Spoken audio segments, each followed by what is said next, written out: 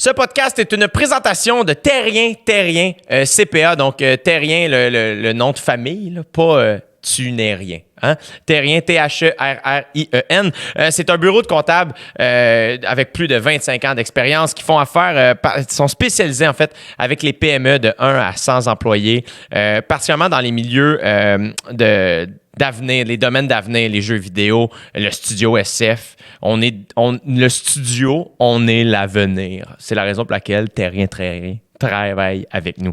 Il offre un service clé en main pour les tenues de livres, les états financiers, les rapports d'impôts et toutes les affaires que moi, à chaque fois, les gens ils me disent « Hey, ça, je fais, c'est quoi? » Terrien, ils savent quoi faire avec ça, les tenues de livres, puis les affaires là même. Que moi, je suis comme, tenue de livre, c'est quoi?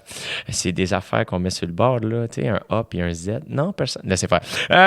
Bref, Terrien, il offre une expertise de pointe dans un cadre humain, contrairement à plusieurs grandes firmes. Bref, donc pour toutes les informations, si ça vous intéresse, Terrien, CPA.com. Donc, THERRI CPA.com. Voilà, Terrien, merci. Une production du Studio SF. Bienvenue à Jay du Temple discute, ici Jay du Temple. J'espère que vous allez bien. C'est ça, écoute, garde, les intros, là. Oh, merci de nous écouter. Je salue les gens qui sont présentement au travail. Je salue présentement les gens qui sont sur la route. Je salue présentement mon père qui est sûrement assis à me regarder. Mon père n'est pas capable d'écouter un podcast. Il le regarde vraiment beaucoup. En fait, il arrête puis il écoute. Il y en a qui font ça sur YouTube. Merci. Je ne sais pas ce que je fais avec mes mains. Puis je t'avoue que des fois, je m'arrache peut-être un peu de corne. Si vous le voyez. Ceux qui vont juste m'écouter en ce moment, ça ne nous intéresse pas. Bref, merci. Il y a du monde aussi qui vient de voir mon spectacle. À cause qu'ils sont mis à écouter les podcasts, c'est super apprécié. Des gens qui m'ont salué quand j'étais à Magog en spectacle, puis qui m'ont dit que c'est la première fois qu'ils me voyaient physiquement, comme dans la vie. Puis je trouvais ça bien drôle, puis j'ai trouvé ça bien fin. Donc, merci de nous écouter. Aujourd'hui, une conversation tellement... Je vais utiliser le mot paisible. Mais c'est un gars que j'aime tellement. Je l'ai toujours aimé. Je l'ai rencontré la première fois. Il était derrière un bar à la Roquette. Et il était tellement smart, mais de manière super sincère. Un gars que je savais déjà très, très drôle, mais non pas moins humain, très, très, très humain. Et bref, à un moment donné, il a fait le switch, il a essayé de faire du stand-up, puis ça a pris 15 minutes, puis il est devenu tellement bon. Il est en rodage déjà de son premier one-man show, donc les billets sont en vente sur son site web à lui, tout comme les miens. Si jamais vous voulez venez voir le mien, j'ai fait la petite promo pour les deux, là, pas de chicane. Bref, donc, je vous laisse avec un humoriste extraordinaire que j'aime vraiment beaucoup et un ami. Quelle chance de l'avoir dans ma vie. Faites du bruit pour Arnaud Soli. Vous écoutez présentement dans vos douces petites oreilles Jay du Temple discute. Merci d'être là. Ouais, c'est Jay du Temple qui discute. Ouais, c'est Jay du Temple qui discute. Ouais, c'est Jay du Temple qui discute. Ouais, c'est Jay du Temple qui discute. Je pense que je me suis jamais senti comme je me sens en ce moment. Puis c'est pas négatif, là, mais dans le sens où une espèce de... Ouais, c'est une man, je suis prête à passer à autre chose. Fait que, tu sais, OD, mettons, je vais enjoyer. C'est la dernière saison, c'est en Afrique. Ça n'a pas de si bon sens, je vais triper. Ouais. Mon show, il me reste 12 shows. Ouais. J'en profite. La grande finale. Ouais. Mais pour vrai, là, je suis comme, OK. Là, j'ai fait trop d'affaires. J'ai accepté trop de projets. Là, mettons, ça, j'aime ça en esti. Ouais.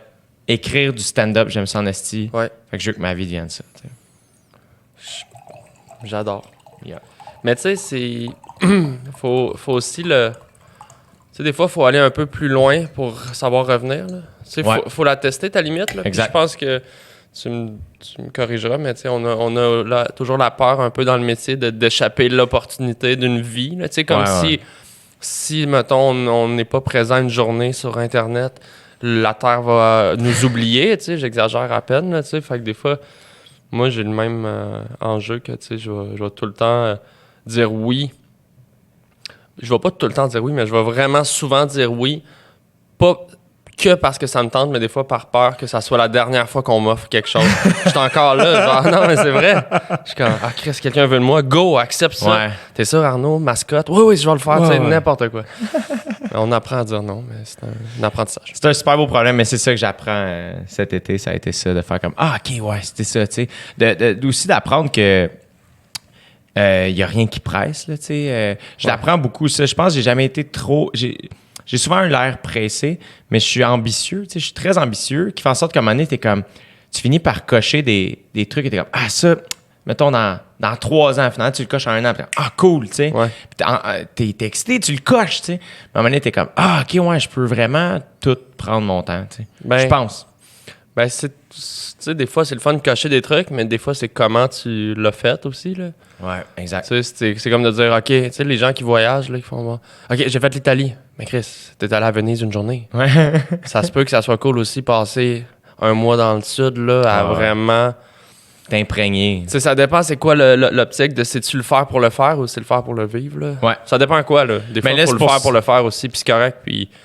Mais c'est pour ça qu'on dirait que là, j'ai été dans l'extrême du travail. Puis l'affaire aussi, c'est que ben, tu sais ce que c'est quand t'aimes ce que tu fais, tu te rends pas compte aussi que tu te brûles, que t'es fatigué, whatever, tu sais. Puis Ouais. je pense que je suis quand même bon avec un rythme assez rapide. Tu sais. Je suis assez efficace dans cette vitesse-là. Mais là, j'ai besoin d'aller comme dans l'autre extrême de me De la calmer, ouais. de la lenteur, des vacances. Ça va être ça après, ben là... 2020. Après ton show, déjà, tu vas-tu en Gaspésie? Ouais, en janvier. Tu vas-être là? Ben... Yes. Je sais pas, ça se peut sûrement, mais oui, dans le temps des fêtes, on essaye. Nous, on va arriver, d'après moi, tu sais, peut-être le 6 ou le 7 janvier, d'après moi. Puis là, boum. Puis J'aimerais après ça, c'est quoi? C'est de, voyage. c'est de réécrire, voyager, Ouais. commencer à juste roder des petits trucs, prendre J'aimerais ton ça temps. voyager. Ouais. Je pense que j'ai... faire le plein de nouvelles idées, faire le vide dans ma tête, Mhm. retomber au neutre un peu, faire comme, OK. Tu sais, justement, tu parlais d'être présent sur Internet, tout ça, puis déjà, tu sais, je sens ma présence ralentir, tu sais, je dis ça, puis tu sais, OD en temps nombre dans 15 minutes, puis Puis là, ça je va vais être partout. tout là. sauf absent, là. Mais ce que j'aime du podcast, dans ma tête, c'est que c'est une manière très real d'être présent. Ouais. C'est une manière très... tu sais, je promote le podcast, puis après ça, c'est comme, hey, t'as une conversation... Je suis là 2 heures par semaine. Je suis très là. Mais C'est t'es comme... là. Fait Ouais, que- c'est dans le podcast, c'est comme l'inverse de Internet, où est-ce que c'est beaucoup de petites affaires. Internet, c'est comme tu scrolls, puis tu sais même plus, c'est comme... C'est de l'instantané, c'est des secondes. Le podcast, c'est le contraire, c'est faire, regarde, arrête tout. Ouais. Là, on va prendre 2 heures, puis on va rentrer dans la profondeur, tu sais, puis on va aller plus loin que... Ouais. Fait que, tu sais, c'est important d'aller là aussi, je pense. Ouais, ben je pense, en tout cas, I guess que je ressens ce besoin-là, moi, personnellement, qui fait en sorte que c'est la raison pour laquelle ça me rend aussi heureux de faire ça, tu sais. Ouais. Puis je trouve que c'est ça. C'est une manière, comme on dirait qu'Instagram, je l'ai vécu, là, tu sais, de faire comme, OK, ça marche, et ça devient important, nanana. Puis là, à un moment donné, tu réalises, je suis comme, ah, OK, c'est pas... C'est pas que ça, là. c'est pas que ça, puis c'est pas... c'est ça, tu sais, j'admire les gens qui follow personne. Ouais. Tu sais, les gens qui sont vraiment là-dessus pour faire comme, hey, voici où je suis en Ben, show. c'est honnête. C'est très honnête. Regarde. Ben, tu sais, des fois, c'est même... Parce que moi, je suis contente. Il y a plein de monde que j'adore follow. Ouais. Mais c'est soit arrogant de dire, tu sais, Ouais. suivez-moi, je vous suivrai jamais. Mais c'est aussi franc de dire, hey, pour moi, ça prend tellement de temps que oui, je vais m'en servir comme outil, tu sais, pour un artiste, tout ça, je vais m'en servir ça comme outil promotionnel. Mais moi, je ne mettrai pas une seconde là-dedans parce que je vais mettre mon énergie dans faire du bonheur. Puis Ouais. ça aussi, je respecte ça. Mais pour moi, toi, mettons, tu représentes, je trouve que t'es écoute, je vais te donner Dis-le. le prix, Non. la meilleure personne sur Internet. Va chier! Colin! C'est pour ça que tu m'invites! Oui! Est-ce que ça tourne, là? C'est-tu parti? C'est parti. J'adore. C'est tellement Non. smooth. Je trouve que on dirait, tu me sembles, de la manière que je te suis sur les réseaux sociaux, puis j'ai la chance de te connaître dans la vie un peu, du moins, fait que ça fait en sorte, on dirait que je suis comme, je sais un peu qui ce que t'es, Je te connais pas entièrement, mais on se connaît. Moi, je me connais pas entièrement. Non, c'est ça. Tu vois, t'es en train de prouver à quel point t'es sage.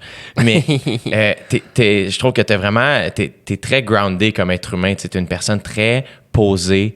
Tu sembles savoir qui ce que t'es, tes forces, tes faiblesses, puis t'es là. Je te trouve très présent. T'sais, comme être humain. Quand t'es là, t'écoutes, t'es présent, t'es attentionné.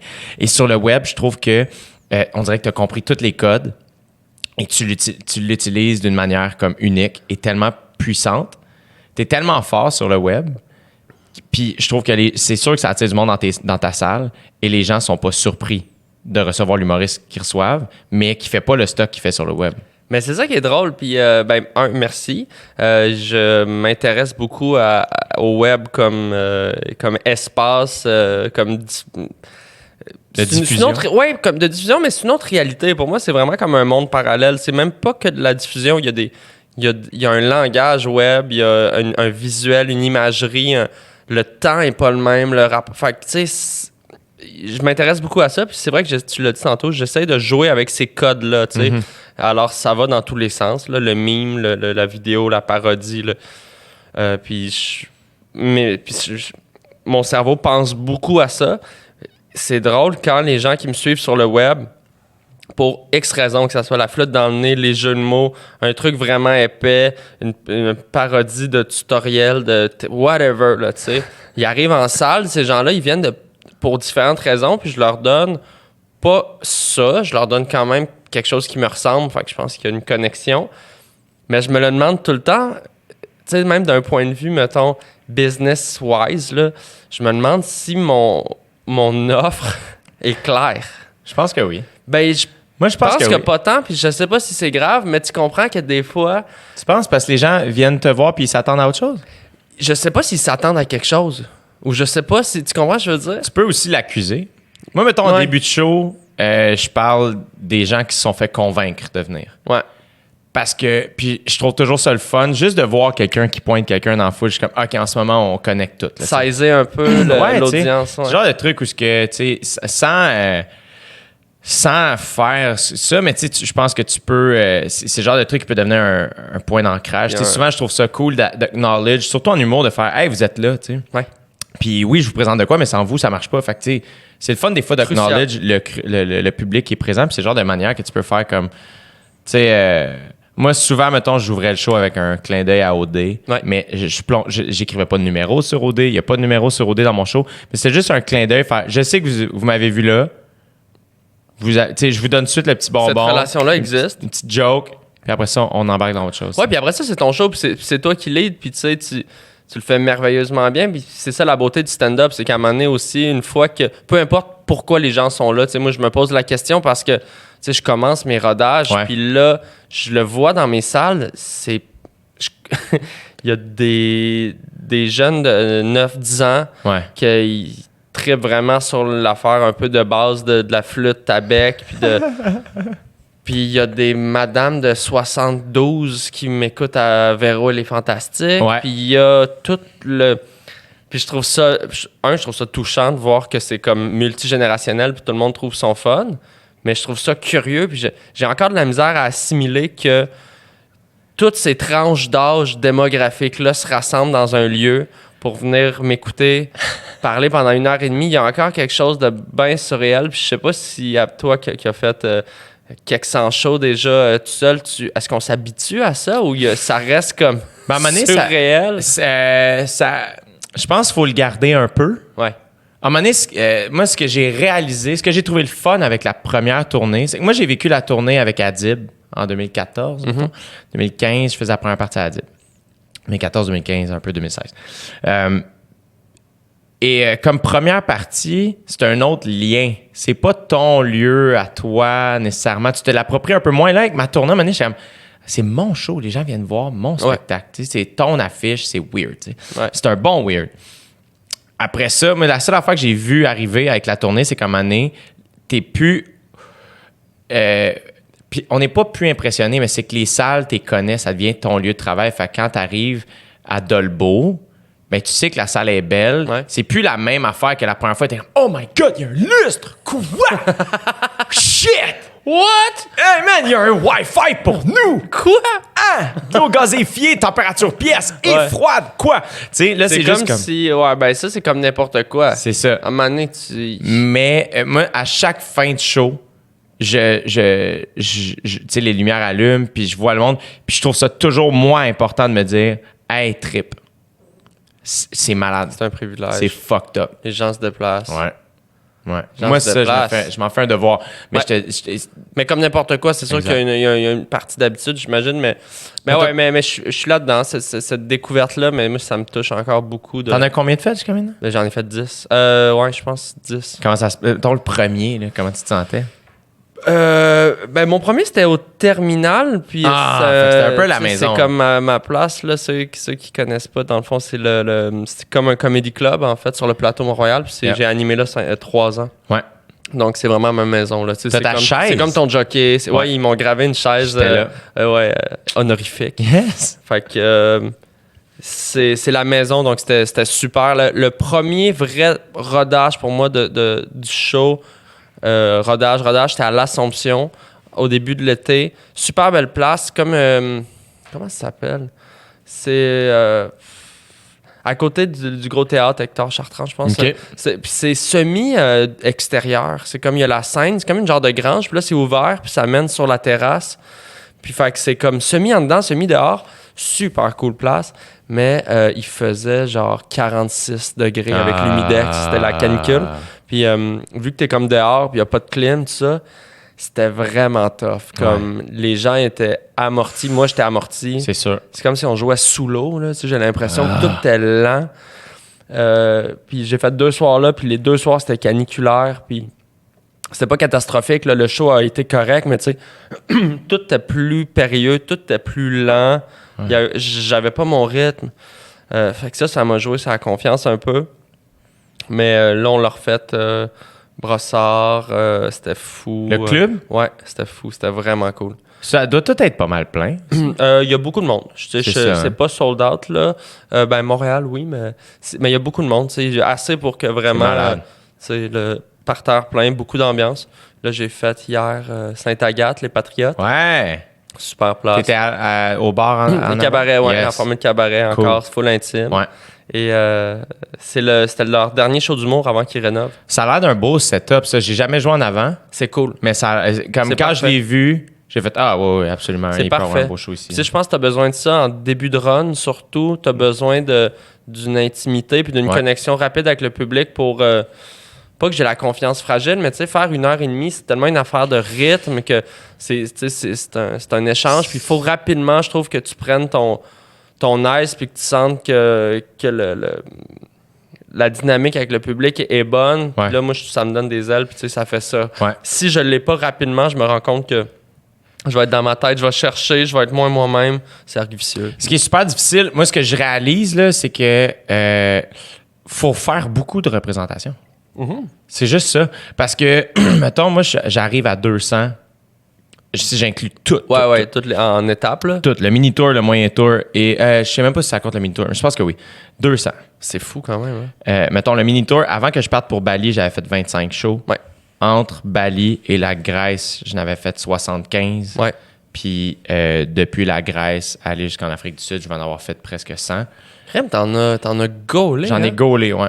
Puis j'ai réalisé que... tu sais, mettons, souvent, je trouve, on tripe beaucoup sur l'humour américain, puis c'est normal. Fait que la formule de faire 1 heure à chaque année, il y a beaucoup de gens qui idéalisent ça, puis je le comprends, parce que même moi, avec ZooFest, dans les années passées, je suis comme, j'aimerais ça avoir 1 heure à chaque année, tu sais. Puis je pense que c'est cool d'avoir 1 heure à chaque année, mais il faut pas que ça devienne ça, ta tournée. Tu sais, je pense que ta tournée, il faut que ça devienne vraiment un best-of, qui fait que moi, mon show, mettons, j'ai fait 3 fois 1 heure à ZooFest, puis j'ai fait un best-of avec ça qui est devenu le rodage de mon show. Puis après ça, j'ai changé le spectacle sans cesse jusqu'encore à aujourd'hui. Ben, j'ai envie de dire par rapport à ça, il y a 2 choses. Tu sais, les humoristes qu'on a regardé avoir des tempos de quasiment un show par année pendant leur prime, c'est des humoristes qui avaient déjà 12-15 ans de métier.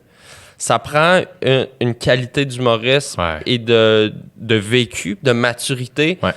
C'est des gens qui avaient des milliers de shows dans le corps. C'est des gens qui sont à une maturité professionnelle que peu de gens, je pense, de notre âge ont, puis c'est normal, tu sais. Ouais. Ce qui est trippant dans l'idée de refaire un show à chaque année, c'est le côté vraiment live, puis la renaissance un peu de, tu sais, le plaisir de refaire un nouveau numéro. En humour, j'ai l'impression, tu me corrigeras, il n'y a pas grand feeling de plus le fun que d'essayer un nouveau numéro puis que ça marche. C'est fou. C'est comme une nouvelle relation. Ouais. Tu sais, quand tu tombes en amour la première fois, c'est comme tu découvres toujours une nouvelle affaire chez l'autre. T'es comme, oh shit, ça c'est fou.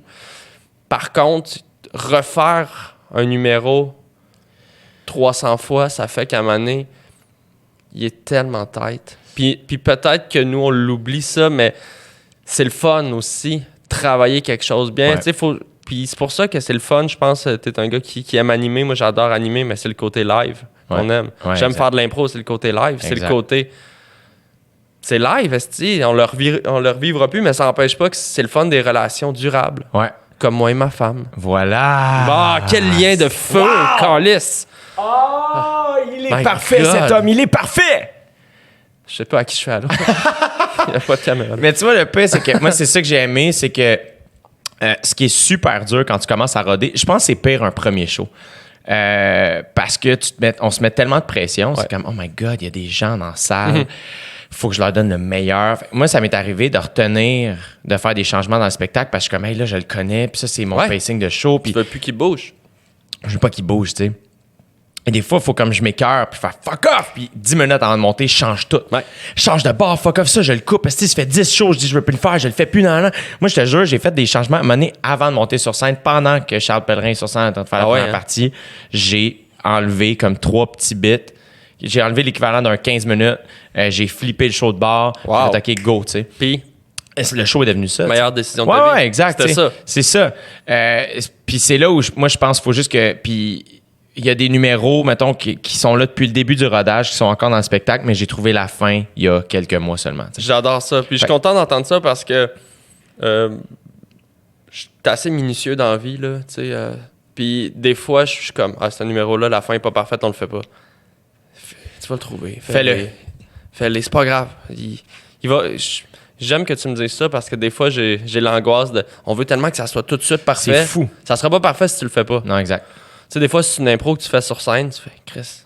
Comme si le flash, s'il était là, tu sais, ça fait 200 fois que tu fais le numéro, puis là, un soir, tu chires dans un truc, puis c'est Ouais. ça. Moi, c'est ça qui est arrivé. Ben, C'est tellement weird de faire un numéro que tu as fait, mettons, 200 fois, puis que la 201e fois, il y a de quoi qui pop dans ta tête. Pourquoi j'aime Puis tu fais, c'est ça, là. Tu le sais tout de suite, Ouais. tu fais, c'est ça. Moi, j'ai C'est trouvé la fin d'un numéro, je te jure, je l'ai trouvé en 2019. Et ce numéro-là, à la base, je l'ai écrit en 2014. C'est malade. Mais tant mieux. C'est fou, là. Ben, ça prouve que c'est un art vivant. Tu sais, Exact. c'est comme. C'est toujours à refaire, l'humour. Ouais. Tu sais, c'est pas. Tu sais, il y a tellement de formes d'art que tu le fais, c'est fini, c'est cané. Tu sais, c'est des objets finis. Ouais. T'envoies ça, puis c'est fini. L'humour, c'est toujours un contrat à refaire entre toi et le public. Mhm. C'est comme, tu veux raconter cette affaire-là comme si c'était la première fois que tu le racontais.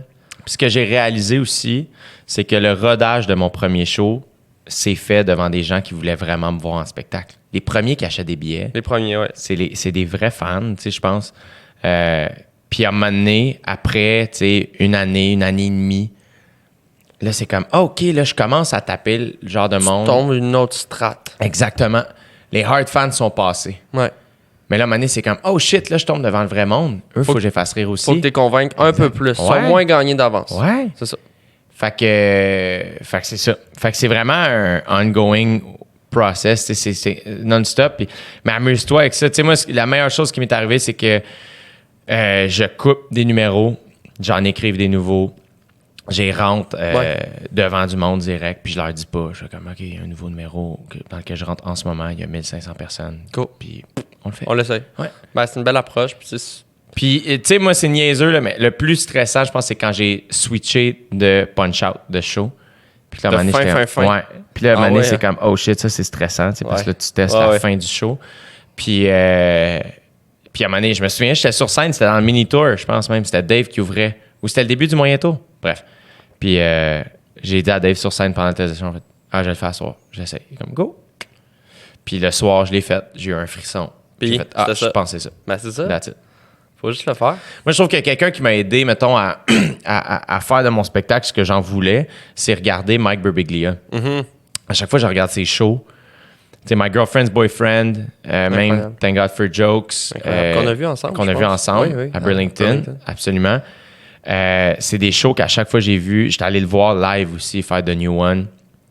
Puis c'est un gars que je fais vraiment, OK, lui, il prend vraiment l'idée d'un spectacle, puis il fait, OK, je fais ce que je veux avec cette heure et quart, scénariste. Exact. Qui fait en sorte que... C'est un tout, tu sais, on voit tellement l'humour par fragment, puis comment le rodage est fait en humour, c'est que tu travailles des petits numéros. Ouais. Tu colles des petits numéros, tu fais des moyens numéros.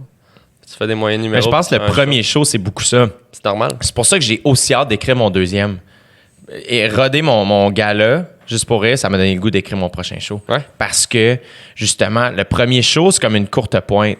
Exactement. C'est un collage. C'est un collage. C'est un best-of. Exact. Hey, voici ce que j'ai écrit depuis que j'ai commencé à faire de l'humour qui est présentable. C'est ça. Et il y a un deuxième spectacle, c'est que là, admettons, moi, mon premier show va finir début 2020. Mon prochain spectacle s'écrit à partir de 2020. Tu sais. Ouais, c'est sûr. Ça, je trouve ça cool. C'est malade. Cette idée-là. Ça t'excite, la suite? Big time. Ouais. Big time. Je te dis ça aujourd'hui. Je te dis pas que la journée où, justement, je prends Il y a des deuils, une couple de mois off. Tu sais, je pense que ce qui est weird, là, c'est que, tu sais, des fois, il faut comme t'arrêtes pour te souvenir. Tu sais, comme mon premier show, c'est weird, mais là, je suis en train de vivre plein de dernières fois. Mm-hmm. Puis on s'en rend pas compte parce que c'est étalonné sur des mois.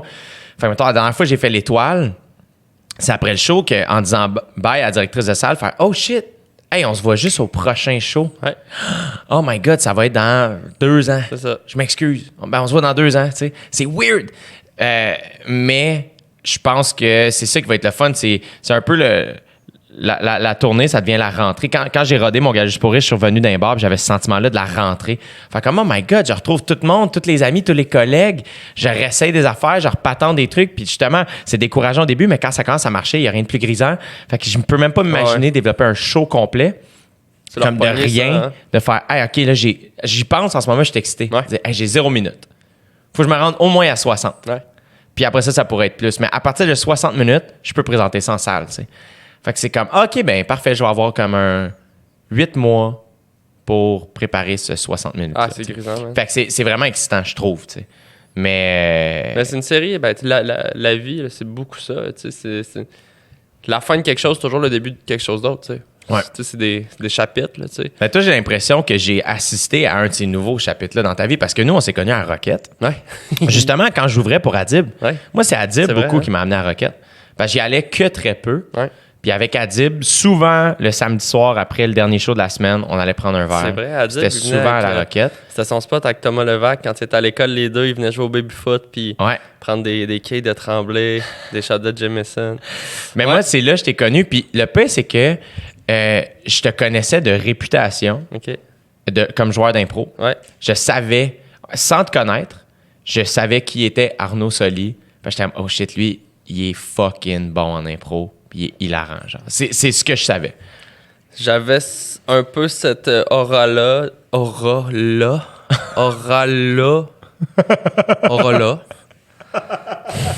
Je sais pas. Mais le pire, c'est que moi, ce qui m'a surpris quand je t'ai rencontré, c'est que dans ma tête, les joueurs d'impro, les très bons joueurs d'impro, c'est des personnalités très intenses. Ouais. Des gens qui parlaient très fort, Ah ouais. très drôles, dans leur temps. Loud. Ouais, très loud. Dans ma tête, c'était ça, un bon joueur d'impro. T'as donné une idée comment je connais pas ça. Et qui fait que quand je t'ai rencontré, j'étais comme, oh mon Dieu, il parle pas fort, il est donc bien calme. Ouais, OK. Ben, ouais, je comprends ce que tu veux dire. Je pense que j'ai... mon côté impro, c'est... Ben, tu sais, on s'assagit aussi avec la vie, mais tu sais, si tu m'aurais rencontré première année de C'est marrant. cégep... Première année de cégep... le petit tannant, là, tu m'aurais trouvé un petit peu plus loud, mais... non, l'impro, c'est un...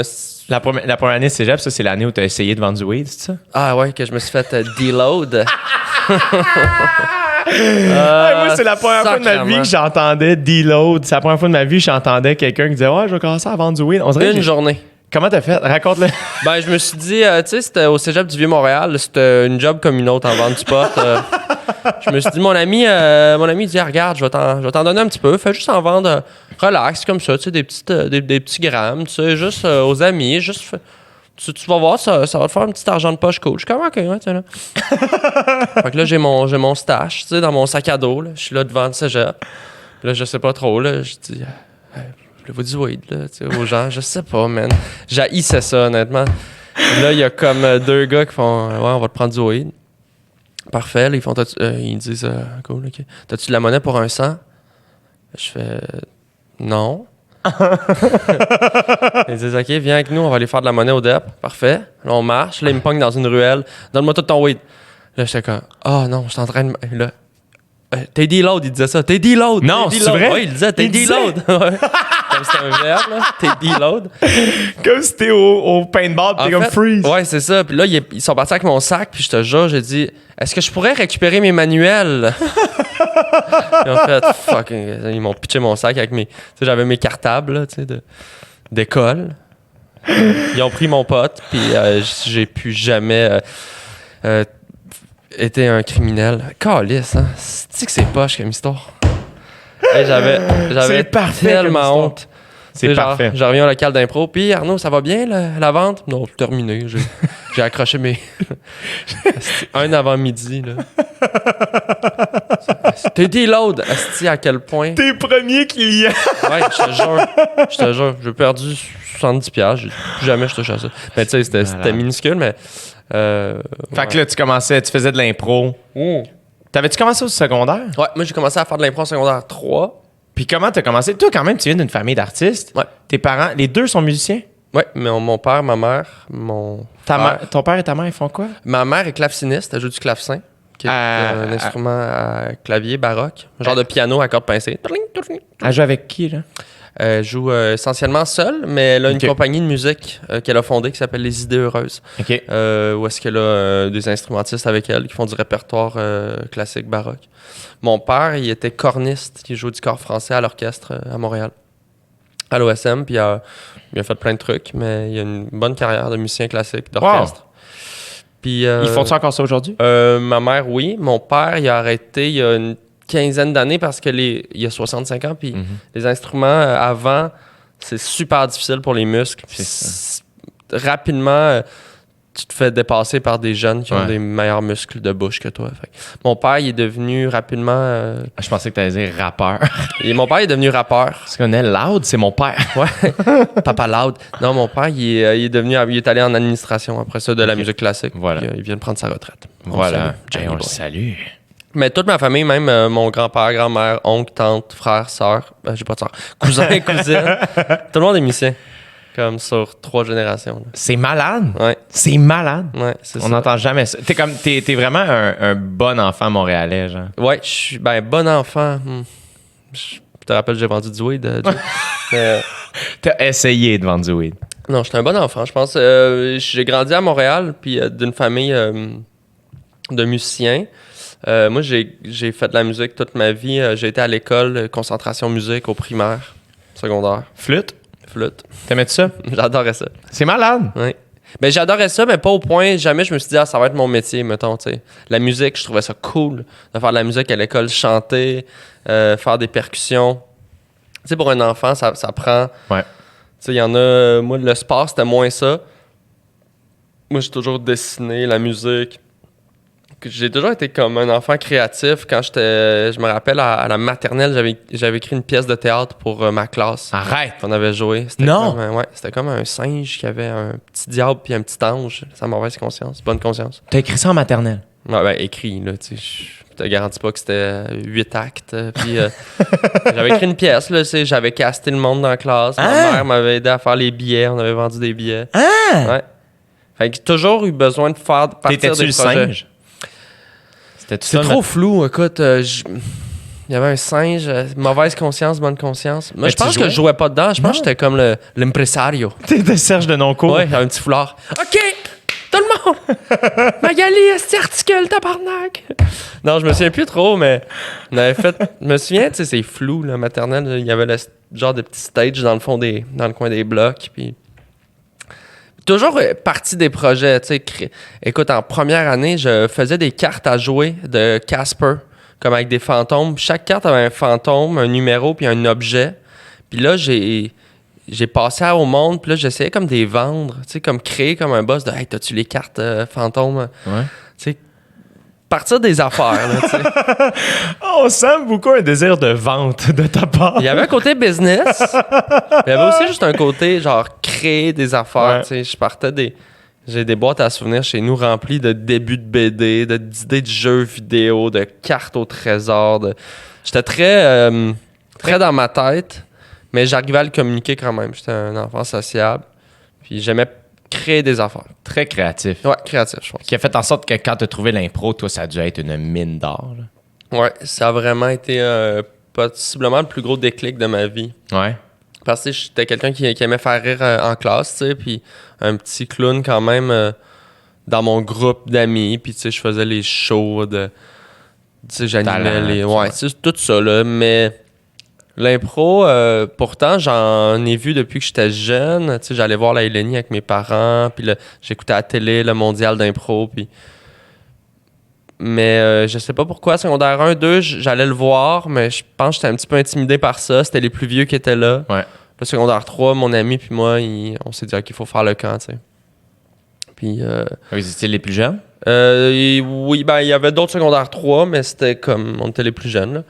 Puis... Là, t'es allé à quelle école? À Joseph-François Perrault. C'est une école de musique, concentration musique dans Saint-Michel. Okay. Grosse école publique. Puis là, t'as fait l'équipe? Ouais, j'ai fait l'équipe. Première demi du match, j'ai pas joué du tout. J'étais traumatisé, je voulais pas y aller. Ça, là, pour vrai, c'est terrifiant. C'est terrifiant. Le moment où tu fais « Hey man, faut que j'y aille là, dans le caucus, qui ce qui va? » Moi, les 4 games que j'ai joués, je suis comme « Non, pas. J'ai peur, j'ai de la peine. » Écoute, notre setup d'impro à l'école secondaire, c'était dans la cafétéria. Mais imagine-toi, une café d'une polyvalente de 2000 étudiants, c'est grand que le cul. Là. C'est genre 5 gymnases éclairés au néon. Il n'y a pas d'acoustique. Là. C'est comme « Allô? » Ouais. C'est fucké, ben raide. Les gens sont assis sur des tables à manger. Ouais. On met les bandes au milieu de tout ça, éclairé au néon. C'est dégueulasse. Là, c'est pas un setup de spectacle du tout. Là. Fait que c'est lumière bright. Tous tes amis te regardent. Tu vois tout le monde, ouais. Là, tu joues contre genre 6 jeunes avec des bandanas là, d'une autre école. Là, t'es comme, je vais pas y aller. Fait que j'ai pas joué de la première demi. Puis là, après la pause, tu sais, mon coach a fait, tu sais, Arnaud, là, au pire, là, essaye, tu sais, genre, il voyait que je figeais, là. Il dit, essaye-les. C'était mon premier match d'impro à vie. Puis là, j'ai joué. Dès que j'ai eu un rire, t'as été correct. Première étoile. Là, j'ai pris confiance. Là, j'ai comme catché. Là, j'ai fait, OK, je peux... OK, c'est nous qui faisons le show, là.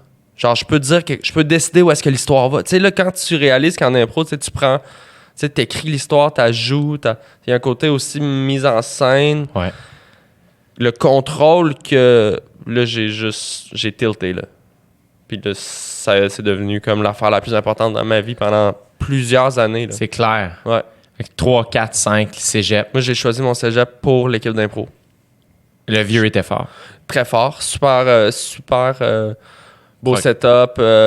Beaucoup de monde qui vont voir les matchs. Dans l'Exode, le café étudiant, toujours une centaine de personnes par soir. Belle culture d'impro, des bons coachs. Moi, j'habitais à côté. Là, mes parents avaient une maison dans le centre-sud. Fait que j'étais à 10 minutes à pied. Puis c'était aussi un beau programme d'art plastique. Puis moi, je voulais... Fait que j'étais comme, moi, je m'en vais au vieux. Mais tu sais, faire de l'impro. Je voulais plus faire de l'impro que faire des arts visuels. C'est ça. Fait que le plan, t'avais pas de plan. T'es juste comme, je vais faire de l'impro puis ça va m'amener quelque part. La vérité, c'est que je me faisais croire que j'allais peut-être être un artiste visuel. Ça fait quoi? Un artiste visuel? Ouais. Ben, ça peut faire... Des expos? Ouais, de la peinture, des expos. Voilà. Du graphisme. Ça peut aller plus vers un côté dessin, pochette d'album, poster. J'ai toujours aimé faire ça. J'en fais encore, tu sais, de l'art visuel, mais c'était pas une passion. Tu sais, c'était pas comme une affaire qui m'habitait, que j'étais comme, c'est comme ça que je veux m'exprimer. C'était quelque chose que j'aimais, qui me faisait du bien, mais quasiment plus thérapeutique. Genre, c'est relaxant, dessiner. Je suis bien. J'ai toujours été bien avec. Le dessin. Ouais, tu sais, un peu solitaire dans ma tête, mais la vérité, c'est que c'était plus le côté faire rire les gens que j'aimais, mais je pense que j'essaie peut-être de me convaincre que j'allais faire comme un métier plus noble, comme peintre, ou tu sais. Je pense que ça vient de la famille de musiciens classiques, de vouloir comme avoir faire un art noble, entre guillemets. Est-ce que tes parents t'avaient déjà communiqué ça? Ou... Non, c'est tout dans ma tête. Ouais, vraiment. Puis, fait que là, tu fais ça au cégep. Ouais. Ça se passe bien, mais l'impro doit prendre beaucoup de place. Toute ma vie. Non, mais voulant dire, tout est axé sur l'impro. Là. C'est quoi tes plus beaux moments d'impro? Hum... Avant de faire la LNI, mettons. Définitivement, le cégep, c'est grisant parce que nous, au cégep du Vieux, tous les lundis, on avait des pratiques, ateliers. Les mercredis, on avait des matchs. Et 4-5 fois par année, on avait des tournois des fins de semaine. Plus une fin de semaine intensive, une fin de semaine qu'on va dans un camp faire de l'impro. Rajoute à ça le fait que moi, j'allais voir de l'impro 3 fois semaine à Montréal. À l'UQAM, à la LIM, tout ça. J'allais voir des shows d'impro. Fait que ma vie sociale était construite autour de l'impro. Mes bons amis, toute la gang de Dead Obies, là, de Greg, JF, Charles. J'ai tout fait de l'impro avec eux au Vieux. Puis c'est devenu des super bons amis. Plein d'autres gens qui sont vraiment proches de moi aujourd'hui. Je les ai rencontrés en jouant de l'impro avec eux au Vieux. Fait que ça a aussi créé une espèce de groupe social très fort. Des gens allumés qui ont une espèce de sens de l'humour.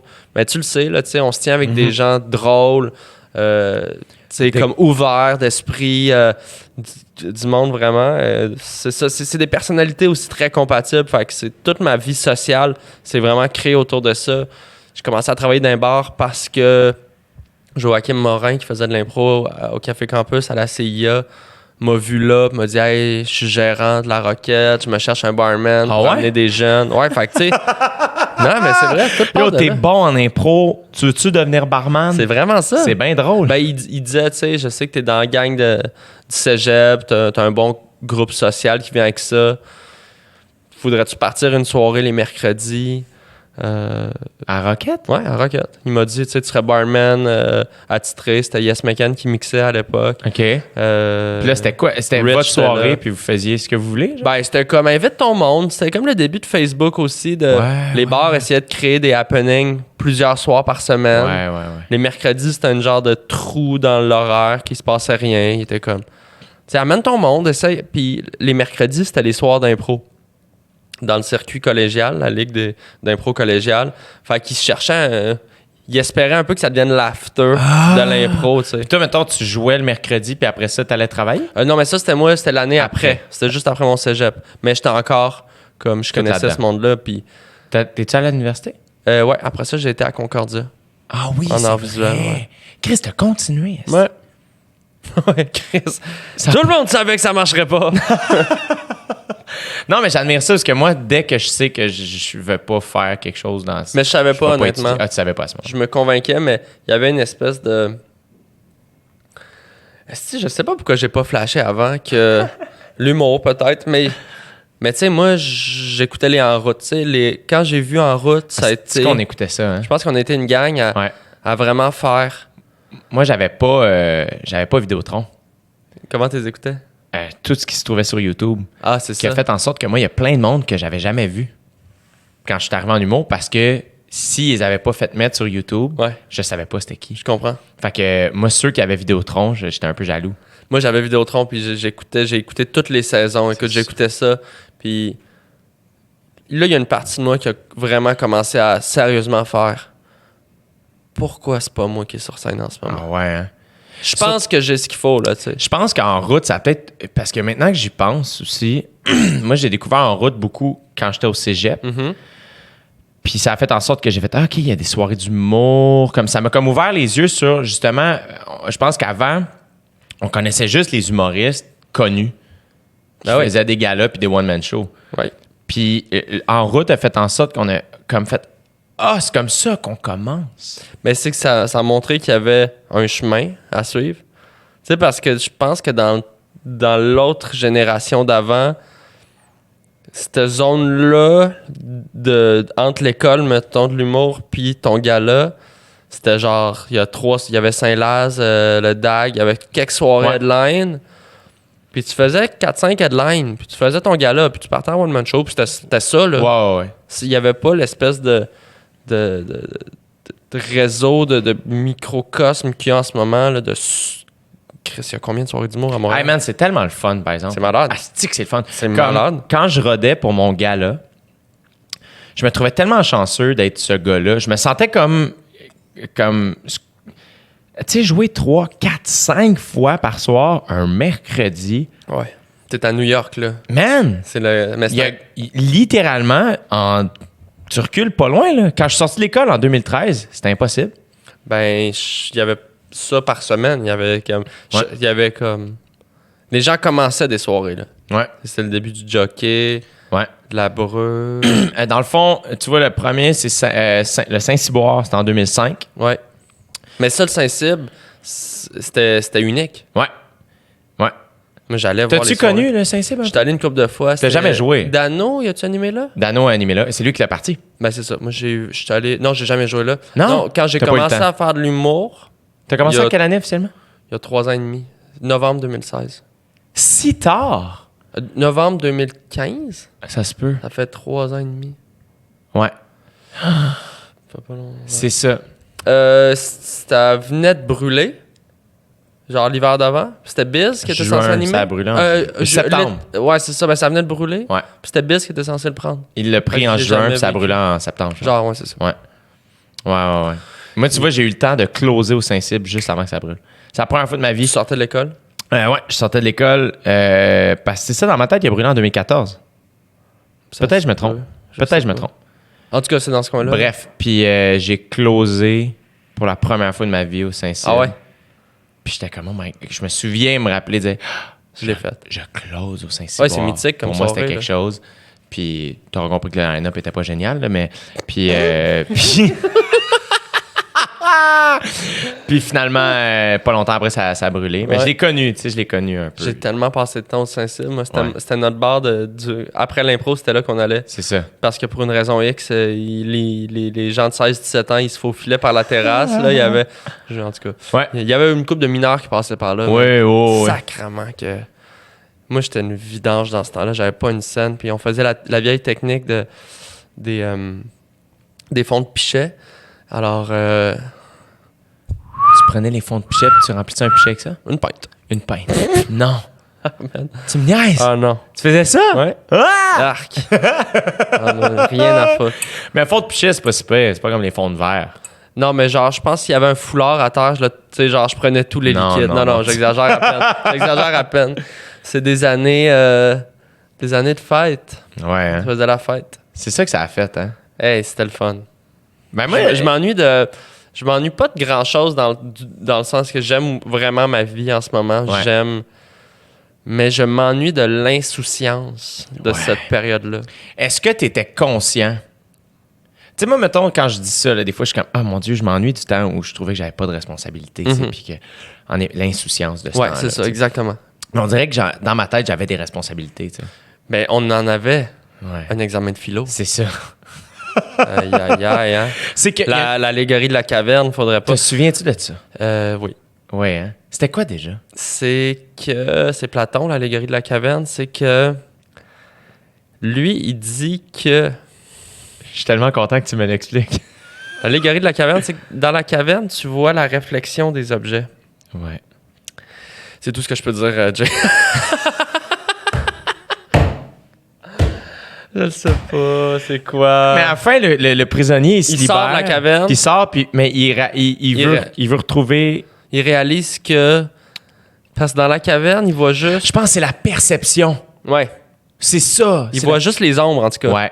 Puis là, quand il sort, il se rend compte que les ombres ont une profondeur, que les objets sont en 3D, puis là, il fait...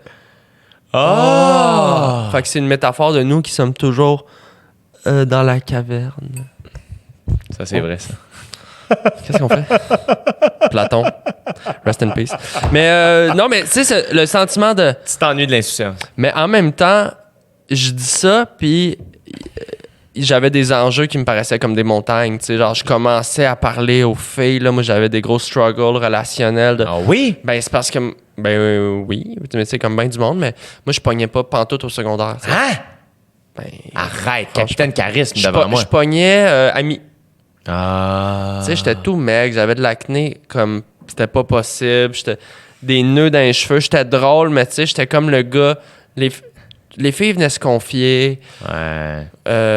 Ils aimaient mieux, tu sais, mes amis. Puis tu sais, j'étais comme... ça, c'est comme genre de grand... Fais un petit bat! Là, c'était comme Arnaud, chum de gars Arnaud, tu sais. Ah. J'ai eu une blonde un petit peu en secondaire 3, mais tu sais, ça le faisait pas trop avec les filles. Puis j'avais pas full confiance en moi, puis j'étais bien complexé par mon image, tu sais. Ouais, hein? Ma peau, ben, je me regarde, tu sais, il y a une année, pas beau. je pense, secondaire 3, je me suis pas regardé dans le miroir de l'année. Là. Non! Ouais, j'avais vraiment des gros complexes par rapport à moi, fait que j'étais pas bien dans ma peau. Comment t'as réglé ça?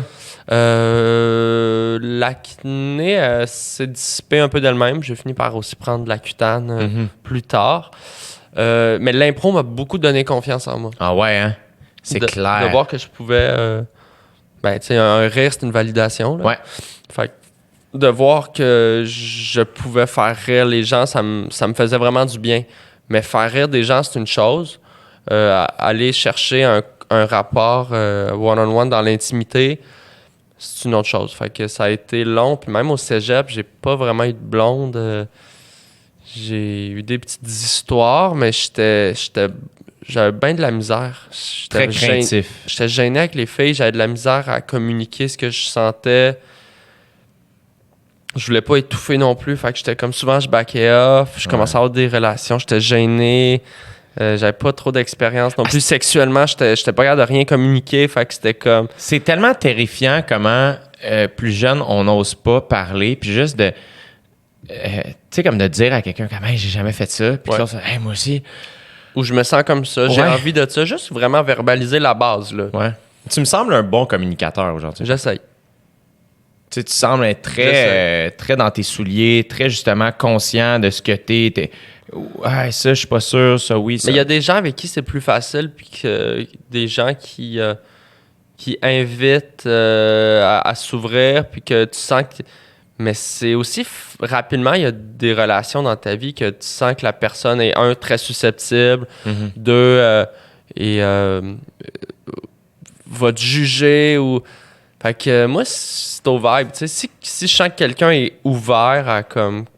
L'échange va se faire, mais encore aujourd'hui, j'ai des gens dans ma vie que j'ai de la misère à communiquer certaines choses. Puis ça va dans deux sens, tu sais. Ça va dans les deux sens. Faut que tu sais, c'est un... Fait que là, finalement, au cégep, finalement, qu'est-ce qui a été parce que là, tu me sembles quelqu'un d'épanoui, c'est vraiment de très complet. Tu sais, que je trouve que tu sembles t'épanouir dans toutes les facettes de ta vie. Qu'est-ce qui a amené ça? C'est vraiment quand je me suis fait deload, faut que j'aille sur le droit chemin. C'est fini la criminalité. Non, ben, le cégep, là, ce que je retiens du cégep, c'est social. C'est vraiment... J'ai toujours aimé le monde, mais le cégep encore plus, c'était comme Chris au vieux. Je parlais à tout le monde. On dirait que j'étais... Avec l'impro, tu sais, je me suis mis à vraiment comme triper à... Puis c'est le monde des bars aussi, tu sais, je me suis mis à aimer sortir, tout ça. Le nightlife, la création, tu sais, je passais ma vie à écrire des trucs, j'étais en art plastique, je faisais de l'impro. Fait que là, vraiment, tout ça se plaçait, puis j'étais comme, c'est trippant, là, c'est hot comme vie, là. Ouais. Tu sais, chiller avec du monde, se péter la face, puis créer, tu sais. Ouais. Mais après ça, ben c'est ça, là, à l'université, là, encore là, j'étais comme, OK, là, ça devient sérieux, l'art visuel, mais c'est ça que je veux faire, je suis pas sûr. Je faisais comme de l'impro 3 soirs semaine, je travaillais dans un bar. T'étais rendu dans quelle ligue en impro? J'ai fait la limonade, la lime, la CIA, et après ça, la LNI, puis le Punch Club aussi. Punch Club, ça doit être trippant en tabarnane. Ouais, Punch Club, c'est pas mal l'affaire qui me fait le plus tripper en impro. Ouais. La première fois que tu l'as fait, c'était quand? Ça doit faire 6 ans. J'étais avec peut-être plus. C'était la 2e édition. C'était avec Virginie et Louis. Ouais. Ça a toujours été mon trio. Ça a toujours été ça. Solide trio, tout de même. Pas mal, ouais. On a une bonne fiche. Ouais. La première fois que tu l'as fait one-on-one? One-on-one, c'était avec Fred Barbouchi à la Sala Rossa. Comment t'as aimé ça? Incroyable. C'est tough, là, quand même, un show d'impro, un contre un. Ben, c'est tough. Oui puis non. Quand tu sais, l'impro, je trouve, c'est comme l'humour, comme bien des affaires, comme le sport, en fait, c'est tu réchauffes le muscle. Fait que, tu sais, sur un banc d'impro à 5-6, ça se peut que ça prenne 3-4 impros, que tu aies ta bonne présence, pogner ton aide, suer un peu, puis te mettre vraiment dans le... En one-on-one, c'est là. Ah ouais. C'est là. Mais t'arrêtes pas. C'est comme tu mets du charbon dans le truc, puis là, c'est comme... Quand tu pognes ta vitesse de croisière, c'est l'expérience... Une des expériences les plus fucked up que j'ai jamais vécues. D'un point de vue énergétique, créatif, tu sais, c'est un buzz, là. Ouais. Tu sais, la scène, c'est littéralement... T'as une adrénaline. Ouais. Ton cerveau, je sais pas comment le dire, mais... Là, à un moment donné, t'es dans une zone où t'es comme, dans une OK, zone. là, je suis en communion avec tout le monde qui est dans la pièce.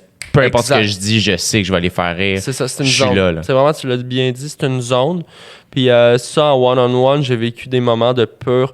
mon one-on-one avec Pierre-Luc Funk est possiblement un de mes meilleurs souvenirs d'impro à vie. Ah ouais. C'était magique. C'était vraiment magique. Mais comme on parle de soirée. 2 Christy de bons joueurs. Pas pire, ouais. Funk, il est correct. Non, il est phénoménal. Et on a aussi vraiment nos styles bien à nous. Là, tu sais, je pense qu'on est vraiment des joueurs différents.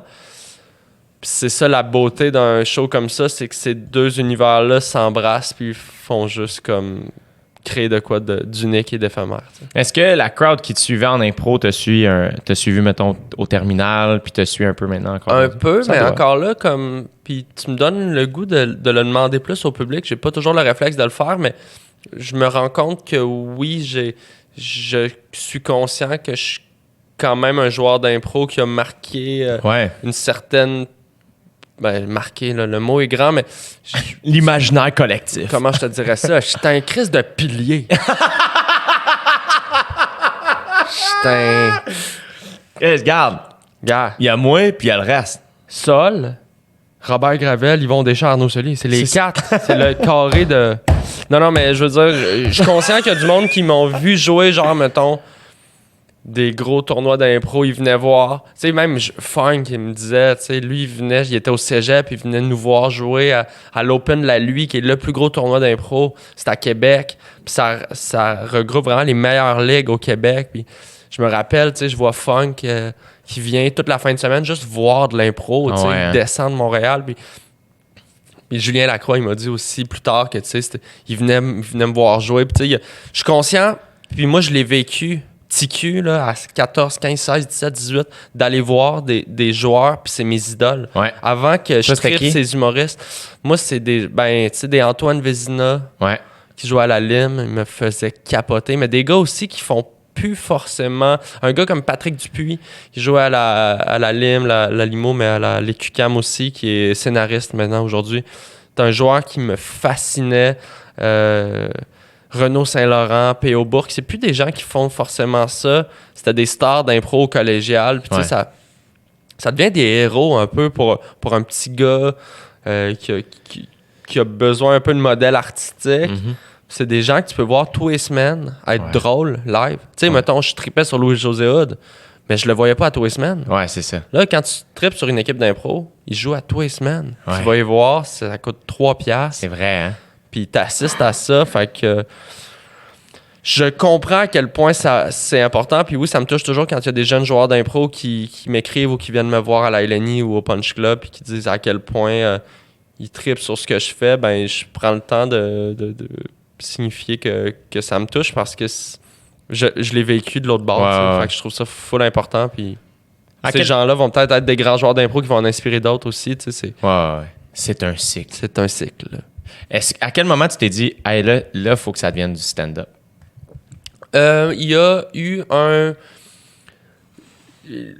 le plus gros déclic dans ma tête, là, comment je m'en rappelle, c'est j'ai fini Concordia depuis 1 an. J'ai un bac en art visuel, qui équivaut à littéralement à rien, là, je vais te le dire. C'est littéralement le papier le moins important. Mais j'ai mis 4 ans et 26 000 $ là-dedans, mais c'est pas grave. Tu sais, j'ai un bac, mais on s'en calisse. Tu sais. Puis je loue un appart dans le Myland, qui est une espèce de résidence d'artiste, mais c'est un peu tout croche. J'ai une chambre, là, puis je peins. Puis c'est mon atelier. Tu sais. C'est-tu l'appart que t'avais avec Rich Zephyr? Non, c'était un... Non, ça, c'était... mais c'était dans ce coin-là. C'est dans ce coin-là? Mais c'était Christophe, un musicien super cool qui qui habitait là avant, mais là, il se louait. On était une couple d'artistes, là. OK. J'avais un coin. Puis le proprio, à un moment donné, Christophe, il a arrêté de payer, je pense, ou le proprio voulait qu'on sorte. Fait qu'il a juste coupé le chauffage puis l'eau. Fait que là, moi, j'allais là l'hiver peindre avec des mitaines. Taboire. Je m'étais amené une petite chaufferette. Mais voyons donc. Là, j'étais comme, non, c'est pas ça ma crise de vie, là. Tu sais, la boucane qui te sort de la bouche, je mettais en dedans. Mais voyons. Là, j'étais comme... Là, à un moment donné, j'ai braillé une journée, là. J'étais genre... Là, j'ai appelé ma blonde, j'ai dit, hey, je sors mon stock de l'atelier, là. Ça sera pas ça, là. Je me rappelle, j'ai dit, ça sera pas ça ma vie, là. Tu sais, ça... J'étais comme dans le déni depuis trop longtemps, mais là, j'étais genre... Je voyais plus de futur, comme si j'avais pogné un esti de mur, là. Ouais. J'étais genre, non, c'est pas vrai, là. Je suis pas en Pologne en 1903, là. Presque, là, je suis jeune, là. J'ai de quoi vivre, là. Ouais. Fait que je me suis dit, OK, ça, c'était l'hiver. C'était la fin de l'hiver. Je me suis dit, automne prochain, je m'inscris à cours du soir à l'école d'humour. Fait que quand même, ça te trottait dans la tête. Ouais, ça me trottait. Mais tu sais, ça me trottait dans la tête, comme je te dis, depuis que j'ai vu en route. C'est ça. Mais bizarrement, il y a des trucs qui prennent du temps à germer. Il y a des trucs qui vont très vite. Puis il y a aussi des trucs qui demandent... Avec du recul, je trouve ça bizarre, mais dans comment je l'ai vécu, c'était ça. Tout ça faisait du sens. Puis je me rappelle plein de monde dans ma vie qui m'ont dit « Pourquoi tu fais pas de l'humour? » Puis j'étais comme « Oh non, c'est pas pour moi. » Ouais. Puis là, chez nous, j'étais comme « Pourquoi je fais pas de l'humour? » Je sais pas. C'est pas pour moi. L'impro, c'est assez. Je disais l'impro, c'est assez. J'ai mon fun avec l'impro, mais tu sais, c'est un passe-temps. Ouais. Mais... Fait que là, je me suis... Puis là, tout l'été, avant de rentrer à l'école, je me suis mis à écrire. Je me suis acheté des cahiers, puis là, je me suis mis à écrire, à penser. J'ai dit, je veux comprendre comment écrire des jokes. Parce que j'avais beau me dire, ça a l'air facile. Je comprenais à quel point c'était... Ouais. Tu sais, j'ai toujours été un geek d'humour, là. J'ai consommé du stand-up. Depuis que j'ai Internet, que je stream des shows, puis Netflix, puis on est de cette génération-là qui avons la chance de pouvoir écouter des Américains, des Français, des Australiens, des British, puis des Québécois, tout ce qui se passe. Fait que j'ai commencé à essayer d'écrire des jokes. J'étais genre... Tu sais, au début, tu sais pas de quoi parler. Tu essaies juste de comprendre la mécanique. Fait que c'était des gags vraiment, là, des gros crises de rieurs aveugles, pas drôles. Trop vulgaire pour rien. Mais j'écrivais des gags. Puis là, j'étais arrivé à l'école, cours de soir, Luc Boilly. Puis là, c'était les procédés. Là. C'était l'ABC de l'humour, je pense que ça s'appelait, là, de l'écriture. Mais là, je prenais ça au sérieux en crise, là, moi, là. T'étais-tu le plus sérieux dans le groupe? Je sais pas, mais je peux te dire que je mettais beaucoup d'heures sur mes travaux, là. Je voulais que ça soit bon, là. Puis genre... Ça t'a servi, c'est sûr. Puis moi, j'avais tout lâché, là. Je sais, je faisais 2 soirs de bar semaine, 2 soirs payants, puis j'étais comme...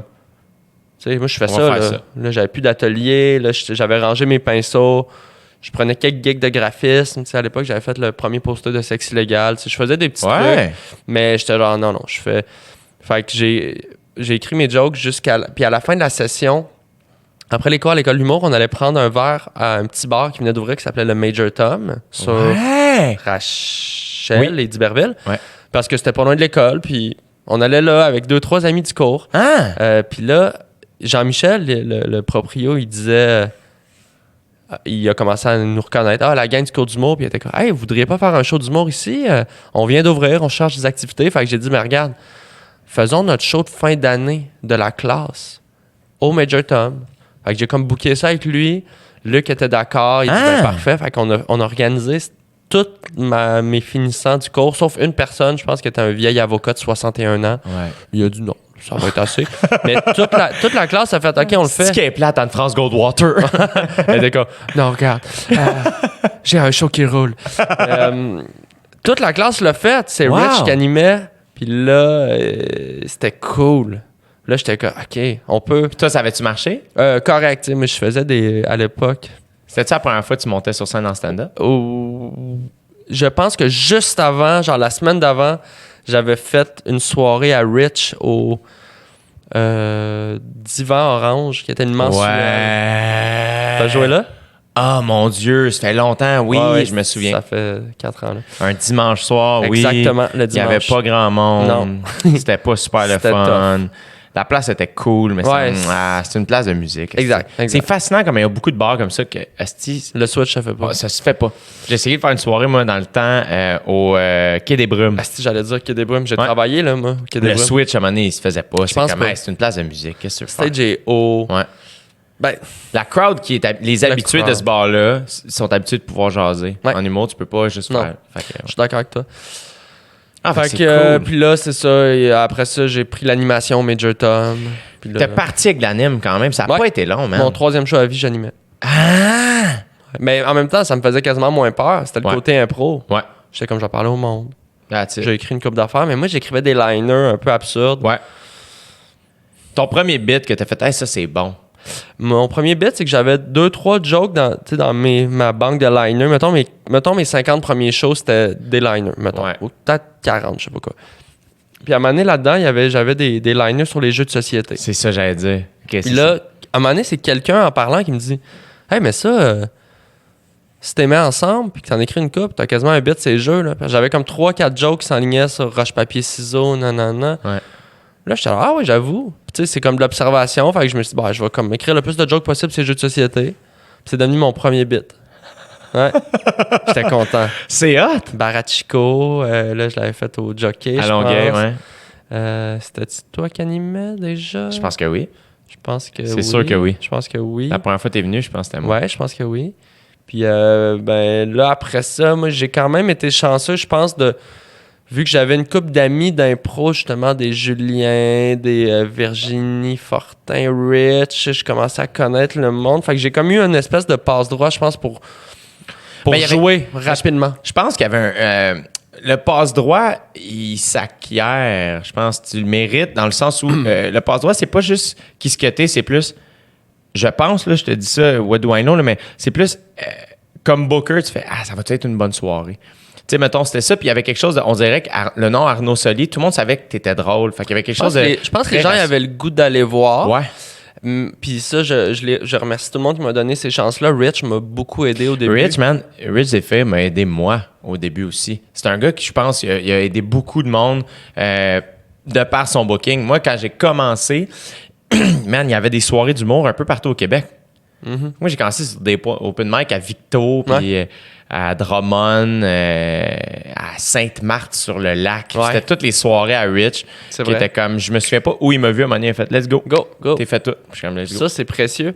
Mais au-delà de la première chance, elle est le fun, puis c'est une petite bénédiction de jouer vite, mais je pense que le plus tough, c'est d'avoir ta deuxième chance. C'est-à-dire, on est conscient qu'en humour, là, il y a tellement de monde qu'il faut que tu scores la première fois. T'es pas obligé d'être le meilleur, mais faut que tu sois. Faut pas que tu bosses. Faut que tu sois smart avec le monde. Faut que tu aies une belle proposition. Faut que le public s'amuse. Un minimum. Ouais. C'est sûr que, Chris, après 9 shows, tu l'as pas trouvé ton style. Là. Non. Mais t'es-tu smart? T'es-tu à l'heure? T'as-tu une bonne énergie? T'as-tu un bon vibe? Tu cotes-tu pour le gaz? Non, mais tout ça, Ouais. Chris, ça fait que ça a été ça ma première année. C'est juste d'essayer d'être un bon Jack. Ça doit pas être dur pour toi. Non, mais ben non, je pense pas. J'aime le monde, ça, mais tu sais, moi, j'avais pas de char première année. Ouais.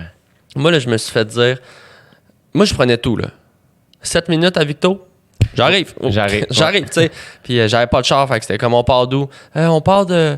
Alex Gosselin va te ramasser en Grignon. Parfait. Fait que là, moi, je m'en allais. Asti, man, parfait. Tu sais, je revenais chez nous avec 3 piastres, là, après avoir payé ton lunch puis ton gaz. Puis tu le fais pas pour ça, mais je tripais tellement, Je te comprends tellement. Là. Moi, je me souviens faire un aller-retour au Saguenay. Parce que j'ai pas d'argent pour dormir là-bas. Tu sais, je payais 125$ pour faire 15 minutes d'un bar universitaire. 40$ de gaz ou 100$ et là, d'hôtel. finalement, moi, puis je pense que c'était Frank Grenier qui m'avait booké, puis on pouvait pas partir en même temps. Je suis comme, non, je vais revenir le soir même, pas trop, je vais prendre mon char. Fait que finalement, on descend chacun notre bar, fait que je fais la route tout seul. Puis moi, ça me va, tu sais. Fait que j'écoute des podcasts, j'écoute de la musique. Ouais. J'arrive là, finalement, le show est pas à 8, il est pas à 9, il est rendu à 10h, 10h30. Alright, tu sais. Finalement, monte, fait 15 minutes. Frank fait sa partie. Après ça, c'est comme. Dans ce temps-là aussi, c'est que tu restes jusqu'à la fin. Ben ouais. Reste jusqu'à la fin, prends une bière. Hey, j'ai dû rentrer. T'es revenu pour vrai? Je suis revenu le soir même. Ben, le matin d'après. Ouais, pas dormi? j'ai dû rentrer à 5-6 heures du matin. sais, puis ça fait pas si longtemps, là, tu sais. Moi, Ça fait pour moi, ça serait vraiment pas inconcevable. Là, pas que je suis rendu diva, mais Chris, j'aime ça un lit. Mais il y a un minimum, là, je pense que...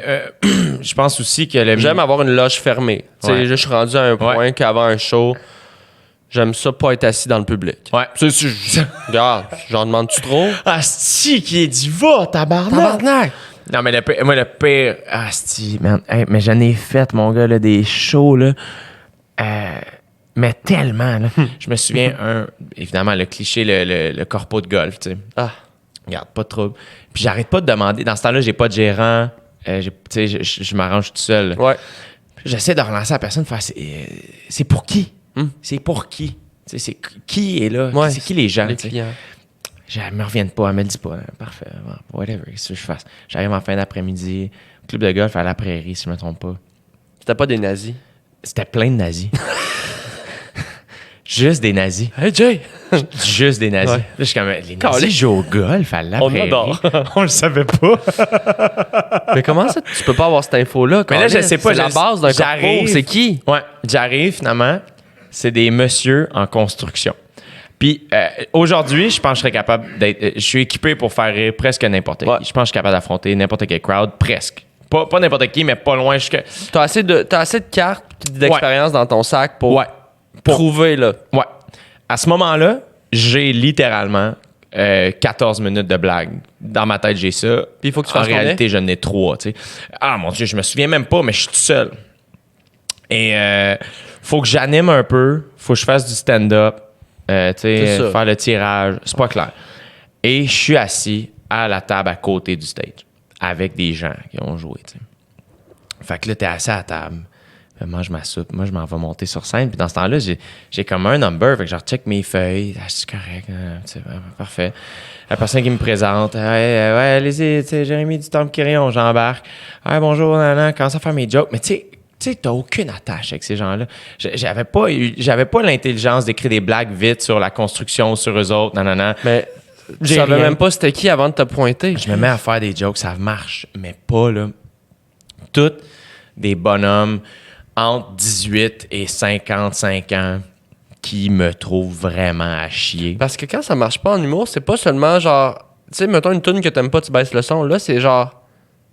Ils développent de la haine. Qu'est-ce que tu me parles? Ouais. Ta gueule. Ils développent de la haine. Tu sais, c'est catastrophique. Et là, man, à un moment donné, je suis comme... Et il y a comme 2-3 femmes qui sont là, qui rient. Puis je suis comme, ah, OK. Là, Tu t'accroches à ça, là. Ouais, je m'accroche au... Puis, ah, OK, il y a un jeune là qui rit. OK, parfait.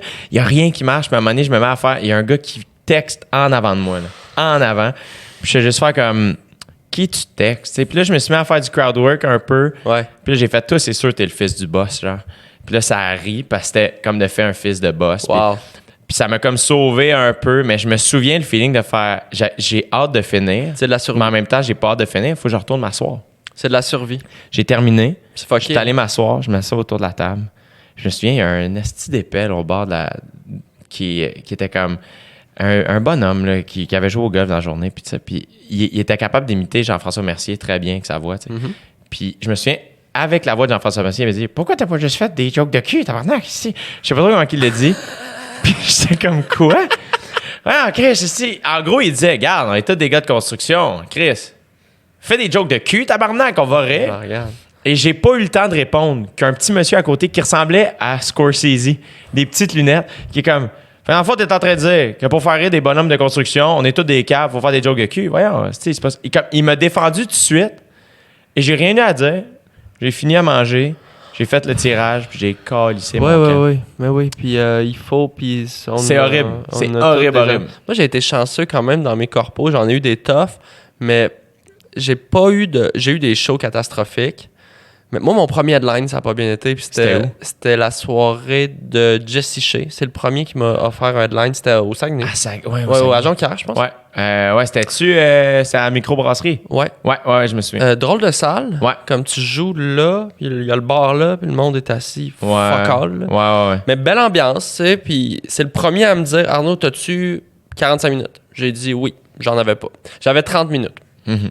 Collé, là. Si je mettais toutes mes jokes ensemble, j'avais 30 minutes. Ouais. Il me dit, fais 35. Je fais, yeah. OK.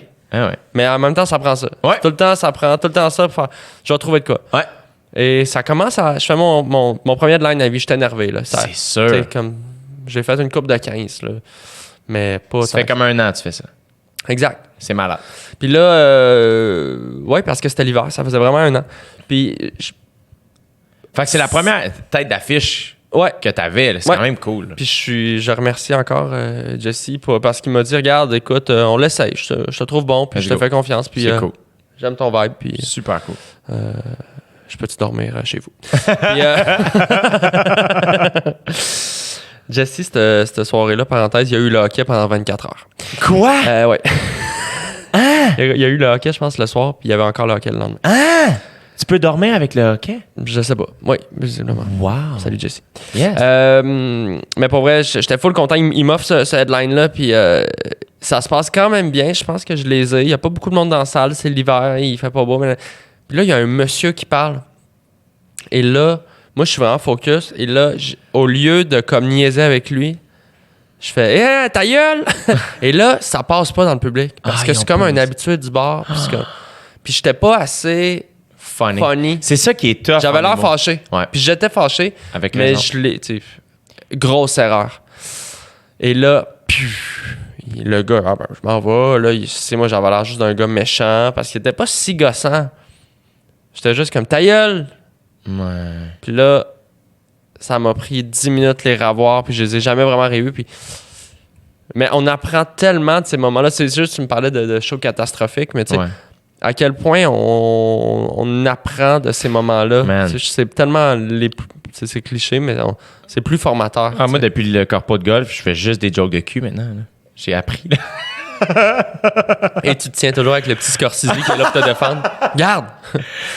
C'est qui ce monsieur-là qui...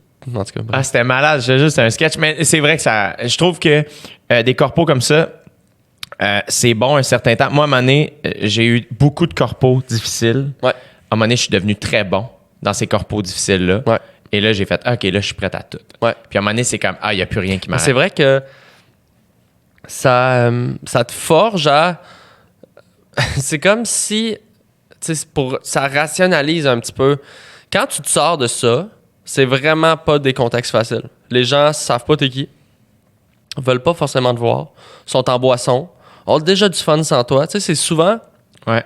pas tant une bonne idée. Non. C'est y a pas de stage, il y a pas d'éclairage, t'es dans une espèce de hall d'hôtel. Le On son se met le dans son des est pas bon.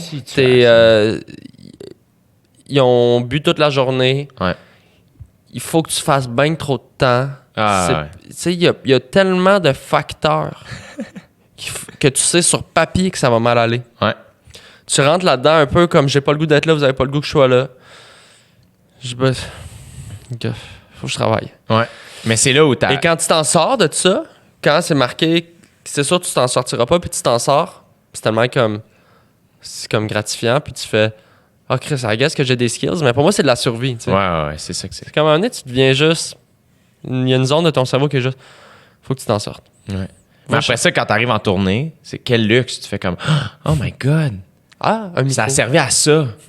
Ah, les gens me connaissent, Ils sont assis, ils viennent, ils se déplacent à moi. C'est weird. Ah ouais, c'est mais vraiment c'est un ça, autre. J'ai tellement été l'inverse. J'ai l'impression que j'ai tellement été faire des blagues devant des gens qui voulaient pas me voir Ouais, ben Chris, c'est ça. que là, je suis comme, ça fait du bien. Ouais, ben c'est pour ça que ça met tout en perspective. C'est vraiment weird. Ouais. J'inviterais tout le monde à essayer de faire un corpo une fois. Humoriste, pas humoriste. Faites-les. Tout a l'air facile après ça. C'est fou, hein? Mais après ça, ce qui est tellement le fun, c'est que je me souviens un corpo en particulier que j'ai fait avec une couple d'autres humoristes. Puis justement, après en avoir fait assez pour avoir catché, comme j'ai fait des grosses gaffes, je me suis planté comme un cave, je me suis braillé dans mon char en revenant, je l'ai fait, là, tu sais. Et là, à un moment donné, c'est comme, OK, là, j'ai un peu plus de métier, je sais quoi faire, j'arrive. C'est quoi la compagnie? C'est ça, parfait, va sur leur... Tu sais, Ben Google oui. ça, note une couple de jokes sur eux autres, embarque et tout pété. Ben oui. Je me souviens, il y a un corpo, là, justement, c'était la compagnie qui ownait les légumes Arctic Garden. OK, ouais. Les légumes congelés. Ouais, ouais. Et je me souviens faire, hey man, écoute, c'est pas une grande blague, là, mais je fais comme, Je suis tellement content de faire un show pour vous autres. Vos légumes, je les aime tellement, là. À chaque fois, je me fous de la cheville, vos petits pois, je les mets dessus. Et là, je te jure, faire cette joke-là là-bas, là, je suis un génie. Non, mais Chris, un, c'est un très bon gag, puis deux, il est custom. Hey, pour eux autres. Et là, ça Il part. est sur mesure. Puis là, j'avais trouvé que leur slogan, c'était comme quand c'est bon, c'est Arctic Garden. Je suis comme, Chris, ça, c'est qui est au marketing ici? Puis là, c'est génial. je me suis mis à roaster tout le monde. Hey man, le fun que j'ai eu, c'était 15 minutes, j'ai fait 20. Je suis parti, puis là, j'étais comme, je me souviens de sortir, là, puis faire comme, je sais comment faire mon travail maintenant. Genre, c'est précisément juste ça que tu devrais faire. C'est difficile de rentrer dans un bit après de l'impro. Peu importe ton meilleur bit, là, le plus universel, quand tu commences à leur parler, c'est que c'est payant. Ouais. Parce que c'est rare qu'eux sont tous ensemble. Tu sais, c'est une business. Là. D'habitude, ils sont comme, mettons, justement, le marketing, les coms, là, sont en petits départements. Là, ils sont tous ensemble, mais ils se connaissent. Puis là, tu as une chance d'interagir avec eux. Ouais. Les gens en rajoutent, tu parles. Il y a comme un sentiment. Eux, ils ont un sentiment de gang incroyable. Ouais. Et en tout cas, mais oui, c'est tellement payant de le faire, là, de bien le faire. T'improvises-tu dans ton show? Oui, j'ai des segments, puis pas assez. J'essaie d'en créer plus, mais j'ai des segments où j'improvise, puis c'est généralement ce qui est pas le plus payant. Là, un bon... C'est-tu du crowdwork ou tu fais comme un peu plus comme une impro? C'est plus comme du crowdwork. C'est comme c'est des moments où je demande des trucs au public, mais je pars sur un petit peu des chires, mais j'en ai pas assez à mon goût. Puis à chaque fois que je le fais, j'aime ça. Tu sais, comme des tranches de combien de temps? Ça dépend du filon, mais c'est pas très long. Mettons, il y a un petit bloc que je vais le faire 2-3 minutes. Si j'ai vraiment du jus, là, je vais peut-être partir sur une chire. Ouais. Au début, je vais faire aussi quelques minutes. Il y a des moments où je le ramène. Là, hier, mettons, à Sainte-Agathe, il y avait un gars tannant un peu, mais juste assez. Tu sais, tannant le fun, là, mais chaud. Mais lui, mettons, pendant 6-7 fois dans le show, je suis revenu avec lui, puis j'ai installé des running gags avec lui, puis tu sais, on avait quelque chose que ça marchait, tu sais. Ouais. Fait que c'est variable encore. Mais... Quand tu pars en tournée en ce moment, t'es-tu tout seul? Là, on ne sait pas encore comment on va faire. Là, des 2 derniers shows, je suis allé avec Antoine Durocher. Ouais. Vois-tu c'est qui? Ouais. Il est super, ce gars-là. Très drôle. Je l'adore. Ouais, il est vraiment drôle, puis c'est un chic type. Puis je trouve que je le connais vraiment pas beaucoup, mais on dirait tout le temps, on dirait un gars du HEC, mais qui le sait pas. Il y a comme quelque chose dans son visage. Il y a un look HEC. Il y a un look HEC. Mais après ça, quand tu y parles, t'es comme « Ah non, il est pas ce gars-là. » C'est pas négatif, là, les gens qui vont à HEC qui nous écoutent. Merci tellement d'être là. Merci. Sans vous, on est vraiment Sans rien. Vous, on est rien. Sans vous, il y a... On a regardé les chiffres et 100% des gens qui nous écoutent viennent du HEC. Sans vous, on est littéralement rien. On est rien. Mais dans le sens où il y a une espèce... On dirait qu'il sort d'une boîte à surprise tout le temps. Hey, je sais pas. Il était écœurant, ce gars-là. Puis le feeling... Ben, tu le sais, là, mais c'est le feeling de faire de la route avec un chum. Man. Puis aussi, c'est le fun parce que moi, j'en ai fait des premières parties. Ouais. J'ai ouvert quand même pour Martin Matt. Comment c'était ça? C'était cool. Dude, man, la journée où tu l'appelles, tu sais, je sais pas si toi t'as vécu ça, mais tu sais, moi, Martin Matt, son premier show, là. Ah ouais, c'est du classique. Ah ouais, man, j'étais comme Chris. Je me souviens être en secondaire 3 en français, sur le bord du mur, à côté de Vincent Blais. Et moi et Vincent Blais, on est devenus des amis à cause d'un running gag du show de Martin. Vous parliez de Martin. Ouais. Vous avez bondé comme on a ce référent-là. Comme j'ai Simon Philibert, secondaire 2, on est devenus amis à cause du Cœur à ses raisons. Wow. On avait écouté la veille, du café empoisonné. Ah ouais, on criait ça dans les cours. Hein, c'est à l'époque où notre humour, c'est quoter les Simpsons. Oui. Quand j'étais dans la douche, ou du Pérus. Mais ouais, man. Mais oui, ben bref. Là, finalement, tu te l'appelles. Chris, tu peux ouvrir Martin Matt, c'est quelque chose? Il m'appelle. Lui? Oui. Tu l'avais jamais rencontré? Non. Oui, je l'avais croisé. J'avais fait de la figuration sur une pub de Maxi. Arrête. Puis. T'as fait ça? Ouais, parce que c'est à cause de Jeff Chagnon qui réalisait, un ami. Ça devait être cool. J'étais à un point, là, tu sais, c'était mon année 1 là, de carrière. C'est l'année que je t'ai dit, je prends tout. Là. Ouais. Fait que quelques 100$ pour aller... Est-ce que tu as vécu le moment où tu acceptes une gig ou deux de trop, de genre de figuration, et que les gens sur le plateau pensent que tu viens faire de quoi d'un peu plus important que ce que tu viens faire? Tu comprends ce que je veux dire? Non, oui, je comprends. Puis non, pas tant que ça, dans le sens que... Moi, là, j'ai dit, tu sais, puis j'ai été signé vraiment tôt. Moi, j'étais déjà en gérance avec Sophie. Tu sais. Elle m'a vu animer 3 shows, puis elle m'a dit, j'aime ton vibe. On l'essaye. Je vais t'aider. Elle m'a signé après 6 mois, là, mon premier Zoo Fest. Ouais. Elle dit, je vais t'aider. Super cool. Puis ça a toujours marché la dynamique.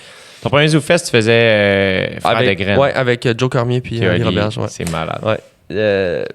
Fait que la figuration... Moi, je prenais tout, là. J'étais comme... Tant que j'ai dit à Sophie, je veux juste pas faire, genre, mascotte. Ouais. Tu sais, mettons, j'ai dit... mais... mais après ça, je peux vraiment piler sur bien des affaires. Le problème à mascotte, c'est juste que... c'est parce que le masque, je suis très claustrophobe. Mais vraiment, s'il n'y a pas de masque, je le fais.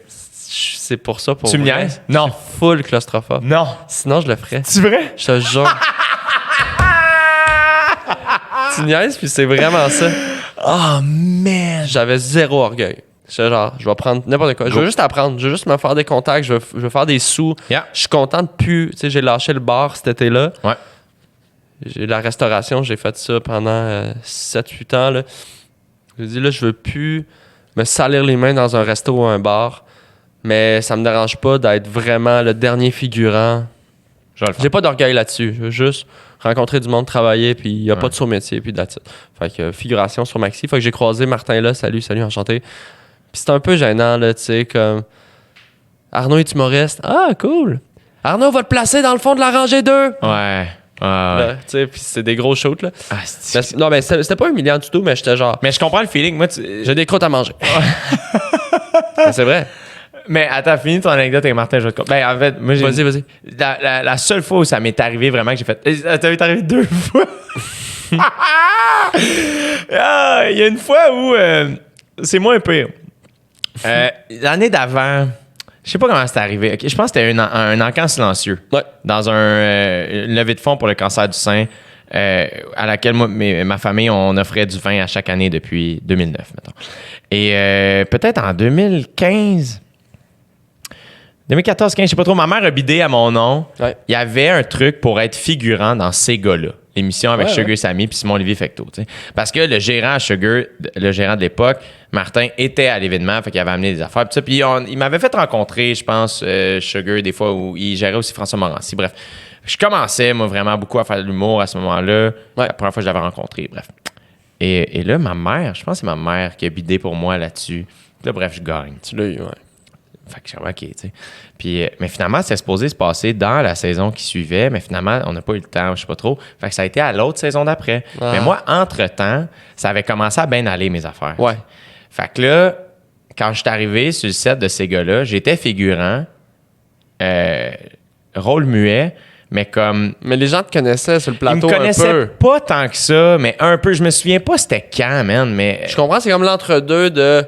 Ouais. Tu viens pour... Puis là, j'arrive, puis tu sais, ça fait que c'est un petit milieu. Fait que là, ça fait en sorte que Simon Olivier puis Sugar, c'est comme « Hey, man! Oh, shit! OK, c'est toi! Ah, man! OK, ça va ça, on t'aurait mis une ligne ou deux, là. Ouais, c'est ça. Ah, OK, tu sais.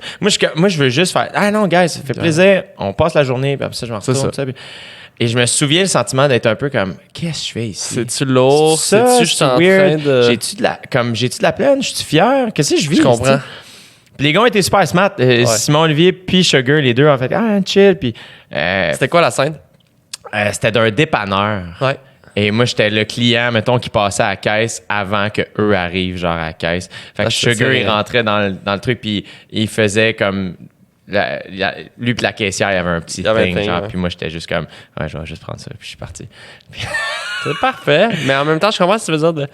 Cette fois-là, mais tu vois, la fois que c'est moins pire, puis ça, c'est correct, parce que c'est arrivé, on venait de sortir des codes de l'humour, puis personne ne nous connaissait, mais moi puis Dave Bocage, Dom Anctil nous appelle, Dom qu'on avait eu à l'école de l'humour, qui est producteur en télé, tu sais, puis il nous appelle, les boys, quelque chose pour vous autres, non, venez-vous-en.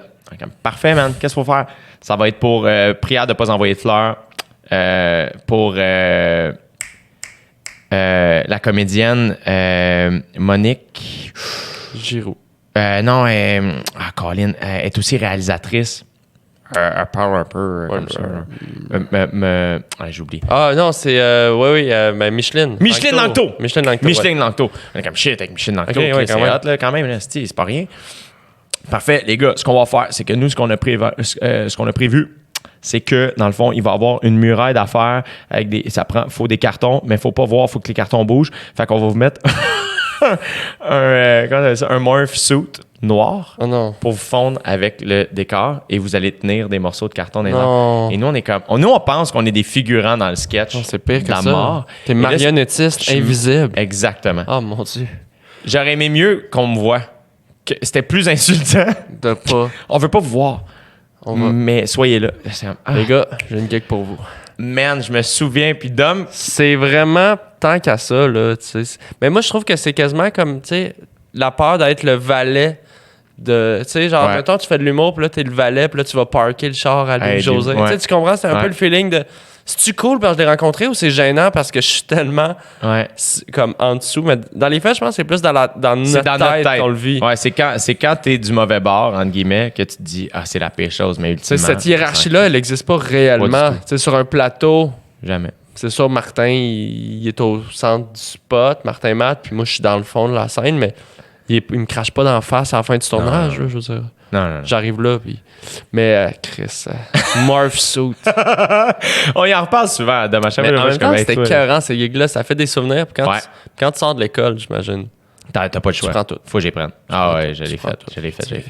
Fait que là, finalement, toi, Martin, il t'appelle personnellement. Ouais, Tu sais ben- pas que c'est lui qui t'appelle. Moi, à ce moment-là, j'avais rencontré encore, puis on avait signé un petit contrat de développement. C'est un contrat qui implique à rien, mais genre, il essaie de me donner des gigs, puis moi, je m'engage à pitcher mon one-man show à eux autres éventuellement, OK. si on a le goût de faire affaire dans les 2 ans. Fait que c'est un petit genre de contrat de regarde, il y check a comment peut-être ça un se intérêt de se travailler ensemble. Ouais. Fait que via encore, parce que Martin, il est en prod de chez eux, je pense qu'il essayait des premières parties, puis il m'a appelé sur mon cell. Salut Arnaud, c'est Martin Matt. J'étais comme, what the fuck, est-ce que tu sais, je suis en train de vendre du weed dans la Non, moi, j'étais genre, je sais plus, j'étais en charge. J'étais comme, oui, et là, j'étais gêné, mais j'étais oui. starstruck. Il dit, ben, en tout cas, on pensait à ça, puis t'aimerais ça faire mes premières parties, en tout cas, en faire une coupe, c'est ça. Puis j'étais comme, ben, Chris, oui. Il fait, OK, ben. Cool, ben, OK, parfait. On fera ça au Saint-Denis, là. Je fais mes rodages au Saint-Denis, là. Ça se date bientôt, là. Tu feras ça. Puis tu m'enverras un texte si tu veux ou une petite vidéo. Mais en tout cas, je fais confiance, puis... OK, bon, ben, ciao. Puis là, j'étais là, wow, c'est bien malade. Straight up, Saint-Denis. Ouais, ça a été ça. Ouais, premier show avec Martin au C'était Saint-Denis. cool? Ben oui. Ouais. Ouais, c'était vraiment cool. Vraiment cool. Les gens devaient être contents d'être là. Puis j'ai été content parce que Martin, il a quand même eu la gentillesse de me présenter avant le show. Mais tu sais, en voix off, mais Ouais. juste faire salut tout le monde, c'est Martin. Matt, merci d'être là. Nan, nan. S'il vous plaît, accueillez chaleureusement ma première Ouais. partie. C'est un gars qui a plein de talent. Tu sais, il a vraiment mis son stem de. Je pense que c'est important de le faire Ouais. parce que ça peut être ingrat une première partie. Vraiment. Tu l'as vécu. On l'a tout fait. Les gens sont pas là pour toi. Ouais. Je suis conscient de ça. Là. Tu sais, moi, c'est un privilège de jouer au Saint-Denis, mais quand même, juste de se faire dire par la personne que tu es venu voir, hey, Il est il nice. est bon. Ouais. Ça fait... On dirait que ça donne une coche d'écoute de les gens étaient plus curieux. Tu sais, je suis arrivé avec un 10 minutes que je considérais bien fort. Est-ce que tu as fait les jokes de jeux de société? Oui, mon gars. Yes! Loving it. Loving it. Avec d'autres choses, là, tu sais, Ouais. merger en espèce de 10 minutes bien ramassé. Super, quasiment trop ramassé, là, avec du recul. Là. C'était comme, je voulais tellement mettre de gags, là, que des fois, tu fais, Chris, c'est qui, là, à qui je m'adresse? Mais ça marchait quand même bien. Tu sais, juste assez pour avoir une coupe de bon rire, puis réchauffer ça. Puis non, c'était cool. Puis j'en ai fait quand même une coupe avec Martin. On était 2-3, tu sais, Daniel Grenier en a fait beaucoup aussi. Ouais. Yannick de Martineau, je pense qu'il en avait fait une coupe aussi, mais j'ai fait une coupe de ville avec lui. J'en ai fait beaucoup à Montréal. J'ai refait le Saint-Denis après ça. Avec C'est lui. fucked up quand même que, tu sais, genre... Si plus jeune, genre, tu sais, un peu... Je vois ça l'équivalent de... Tu sais, moi, j'ai jamais fait la première partie à Martin Matt, mettons. Ouais. Mais si t'avais dit à moi, à 15 ans, genre, « Hey, man, un jour, tu vas faire la première partie à Martin Matt », j'aurais capoté. Je pense pas que j'aurais cru, moi. Non? Tu sais, ben, jeune, ben... Est-ce que tu penses que ça Tu sais, c'est t'aurait comme trop. donné assez confiance pour aller voir une fille? Allô? Allô? Juste te dire que un oracle m'a dit que Dans 12 ans. dans 12 ans, je vais faire la première partie de Martin. Donc, suce-moi. Non, ben, tu sais, je pense que c'est juste trop... c'est fucké, est-ce comment... C'est weird, hein? Tu peux pas... Tu sais, tant que ça arrive pas, on dirait que c'est pas vrai. Tu sais, moi, si je t'avais dit tu vas animer Occupation Double, jamais de la vie. Jamais de la vie. T'aurais cru ça? Jamais. Jamais. Ça n'a pas de bon sens. Je me sens souvent comme ça dans mon métier. Je disais, mettons, cet été, puis l'été passé, j'ai travaillé avec France Castel. Ouais. Puis ça m'est arrivé aussi avec une couple de personnes. Là, tu sais, tu te ramasses à jaser avec Kim Thuy ou... puis pas juste des gros noms, mais juste de faire « Hey, attends, je peux pas croire que c'est ça ma vie, tu sais. Genre, quand j'ai été à la Fureur, mettons, moi, j'ai juste fait comme « Dude, t'es dans la Fureur, man! C'est quoi ta vie? C'est bien malade! » Quelle chance! Je me sens souvent comme ça. Ben, il faut le caresser parce que ça peut s'arrêter n'importe quand, la vie. Ouais. Toi, mettons, est-ce que t'es rendu à un point où tu te dis « Hey, maintenant, même si le téléphone sonne plus jamais de ma vie, je sais que je peux faire du stand-up toute ma vie puis subvenir à mes besoins avec ça. » Non, je peux pas dire que j'ai complètement réussi à passer le fait que j'ai encore la peur d'être oublié de ça. C'est dans ma personnalité aussi. Ah ouais? Mais je l'ai moins. Je pense que en vieillissant, j'ai réussi à un peu aussi... voir le temps d'une autre manière. T'sais, moi, c'est mon rapport au temps qui change. Je veux prendre le temps de faire les choses, vivre. Je veux avoir une famille, je veux avoir une vie, je veux me grounder. Puis c'est ça que je fais aussi avec ma blonde. C'est comme il y a des relations qui sont précieuses que je veux cultiver en amitié. Je suis proche de ma famille. Puis ça c'est un rapport au temps qui est différent que dans le travail. On est beaucoup dans des deadlines rapprochés des résultats, puis on se compare, tout ça, puis ça peut devenir bien angoissant. On le vit tous, je suis sûr. Fait que j'essaie de, des fois, retourner vers cette lenteur-là, mais il faut que je me programme, il faut que je me force à le faire. Puis c'est pas un réflexe que j'ai naturellement. Est-ce que tu penses que c'est ta vie de couple qui t'a ramené à ça? De faire ça m'a beaucoup aidé. Tu sais, le dimanche, on cuisine, mettons, puis de faire comme ça, c'est nice en estime. C'est un gros ground. Parce que si je pense à moi quand j'étais célibataire, j'étais beaucoup à la poursuite d'une chaleur, d'une validation. Ça fait que je passais beaucoup de temps dans un bar à cruiser, tout ça. Puis ça vient avec un mode de vie aussi. Mm-hmm. Là, d'avoir ma femme, ça fait 8 ans qu'on est ensemble. C'est vraiment comme quelque chose c'est comme des racines dans ma vie, là. Ouais. Tu sais, puis je me retourne souvent vers ça pour me recentrer. Mais puis des fois, c'est pas toujours facile non plus, le couple. C'est clair. C'est pas que quelque chose de figé. Mais vous semblez... votre couple semble être un safe space. Vraiment. Puis, vous semblez justement là, être un beau clan. Là, puis c'est la première personne vers qui je vais. Puis quand j'ai une angoisse, là, rapidement, le soir, là, j'en parle à ma blonde. Hey, ça me stresse. Qu'est-ce qui te stresse? Ah, j'ai pas vendu beaucoup de bière pour mon show. OK, mais ça va se remplir, ça va être le fun. Au pire, c'est pas grave. Elle a toujours les mots pour... OK, t'as raison. Puis au pire. Au pire. On est en santé, ça va bien. La vie est belle, on est bien entouré, on manque pas de rien. Nan. OK.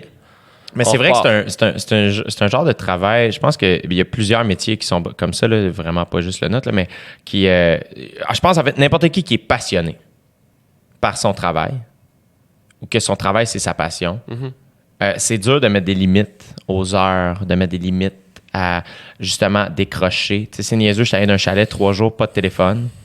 Best thing. Ouais. Le téléphone ne rentre pas. Ouais. Le retour est toujours tough, là. Tu sens comme, oh shit, la réalité qui rush back, tu sais, mais de faire... 40 messages, non? Ouais. Mais oui, définitivement, faut... Mais on a des cerveaux comme ça, on n'arrêtera jamais de penser à des jokes. T'sais. Mais toi, mettons... Mais c'est pas grave. Qu'est-ce que tu penses qui, dans le métier, ferait en sorte que tu fais, OK, je peux relaxer un peu? Les gens vont pas m'oublier. Comme en termes d'accomplissement un peu? peut-être. Penses-tu que ça va se calmer, ça? C'est une bonne question. Moi, j'ai des rêves là, que j'espère réaliser dans les prochaines années, mais d'écrire plus des séries de la fiction. J'aimerais ça réaliser. Je me rends compte, je suis quelqu'un qui fait déjà tout un peu moi-même quand je fais des vidéos. J'étais un peu contrôlant, là, à la limite, des fois, dans la vie. Puis là, de plus en plus, tu sais, j'écris des sketchs qu'on fait avec différentes prods, tout ça. Puis je suis souvent comme, je l'aurais fait de même. Tu sais, j'ai comme une vision de l'image, du rythme. J'aime faire mon montage, écrire, jouer. Je pense que la réalisation, ça me tente beaucoup, mais tu sais, c'est des rêves qui me paraissent loin, mais tu sais, comme ça tu dis, des fois, ça vient vite. Là, vraiment. Fait que ça, c'est des trucs que j'aimerais faire. Je me rends compte que c'est ça, de travailler de plusieurs côtés de l'humour. Comme le stand-up, oui, mais je veux toucher à la fiction, à la scénarisation. Est-ce que tu voudrais écrire de quoi dans lequel tu jouerais? Ouais. Ouais, hein? Mais c'est que ça tu que je fais, là, aussi? en ce moment. Je développe un truc, là. Mais c'est pas C'est fait. malade? C'est pas fait, mais ouais. On C'est écrit hot? une série, là. C'est motivant? C'est fou. Ouais? C'est vraiment nice. T'écris avec qui? Avec, Tu peux dire? oui, un ami qui s'appelle Pat Dupuis. Justement, que je te disais que t'es un de mes idoles d'impro. Ouais? Ouais. Arrête. Scénariste. T'écris avec ton idole. Oui. C'est malade. Fait que ça se pourrait que ça marche, là, mais tu sais, je veux pas en dire trop pour pas le jinxer. On le jinx pas. Mais, fait que... c'est quand même cool. Ben, je sais pas. J'ai l'impression que je vais jamais arrêter d'être quelqu'un de créatif. C'est là-dessus que je me retourne quand, tu sais... Est-ce que tu peintures encore? Est-ce que tu peins encore? Pas assez, mais je viens d'acheter un condo que là, je vais avoir full d'espace puis je vais me faire un atelier. Ouais! Avec du chauffage, Ça te fait... Oui. J'aimerais ça retourner, juste avoir un coin, genre, que je peux une table à dessin, un coin collage, que je peux juste, comme des fois, aérer mes idées en faisant de quoi. Là, j'avais pas d'espace dans l'appart qu'on vit en ce moment pour le faire. Fait que j'ai comme tout rangé dans un espèce de coffre, puis je touche plus à ça. Mais j'ai hâte de pouvoir ressortir des trucs, ne serait-ce qu'avoir un chevalet dans un coin, puis y retourner à temps perdu, tu sais, juste pour... ça fait du bien à la tête, je pense. C'est clair. C'est clair. On a-tu fait notre temps? On a-tu fait notre temps? Il est quelle heure, mon gars? Je te dis pas. Il est 2h20. OK, on a fait notre temps, Colin. Faut que je te laisse aller. Mon loup. Qu'est-ce qu'on se souhaite pour la suite? Qu'est-ce qu'on te souhaite à toi? Qu'est-ce qu'on me souhaite? Dans la qualité plus que dans la quantité. Hey, c'est un bon souhait, C'est ça que je vais me souhaiter. Moi, c'est ça que je vise. Hey! Moins de petites niaiseries, plus de belles grosses affaires. Qu'est-ce que tu te souhaites, toi? Hey, je fais la même chose. Ouais? Je te vole Qualité? ça. Ouais. Non, mais plus c'est de pas qualité, moins de quantité. Mais non, c'est pas de moi, c'est de Platon. Ah oui, hein? Hey, bon voyage, mon ami. Hey, merci. On te suit où? Sur Arnaud Soli partout? Ben ouais, là, Facebook, Instagram, assez... ArnaudSoli.com, les billets? Ouais, exact. Est-ce qu'on a un titre pour ton show, pas encore en rodage? Je veux pas te jinxer, On mais le dit ça pas. risque d'être... On le dit pas. Deload. Merci, mon ami. Ouais, mon ami.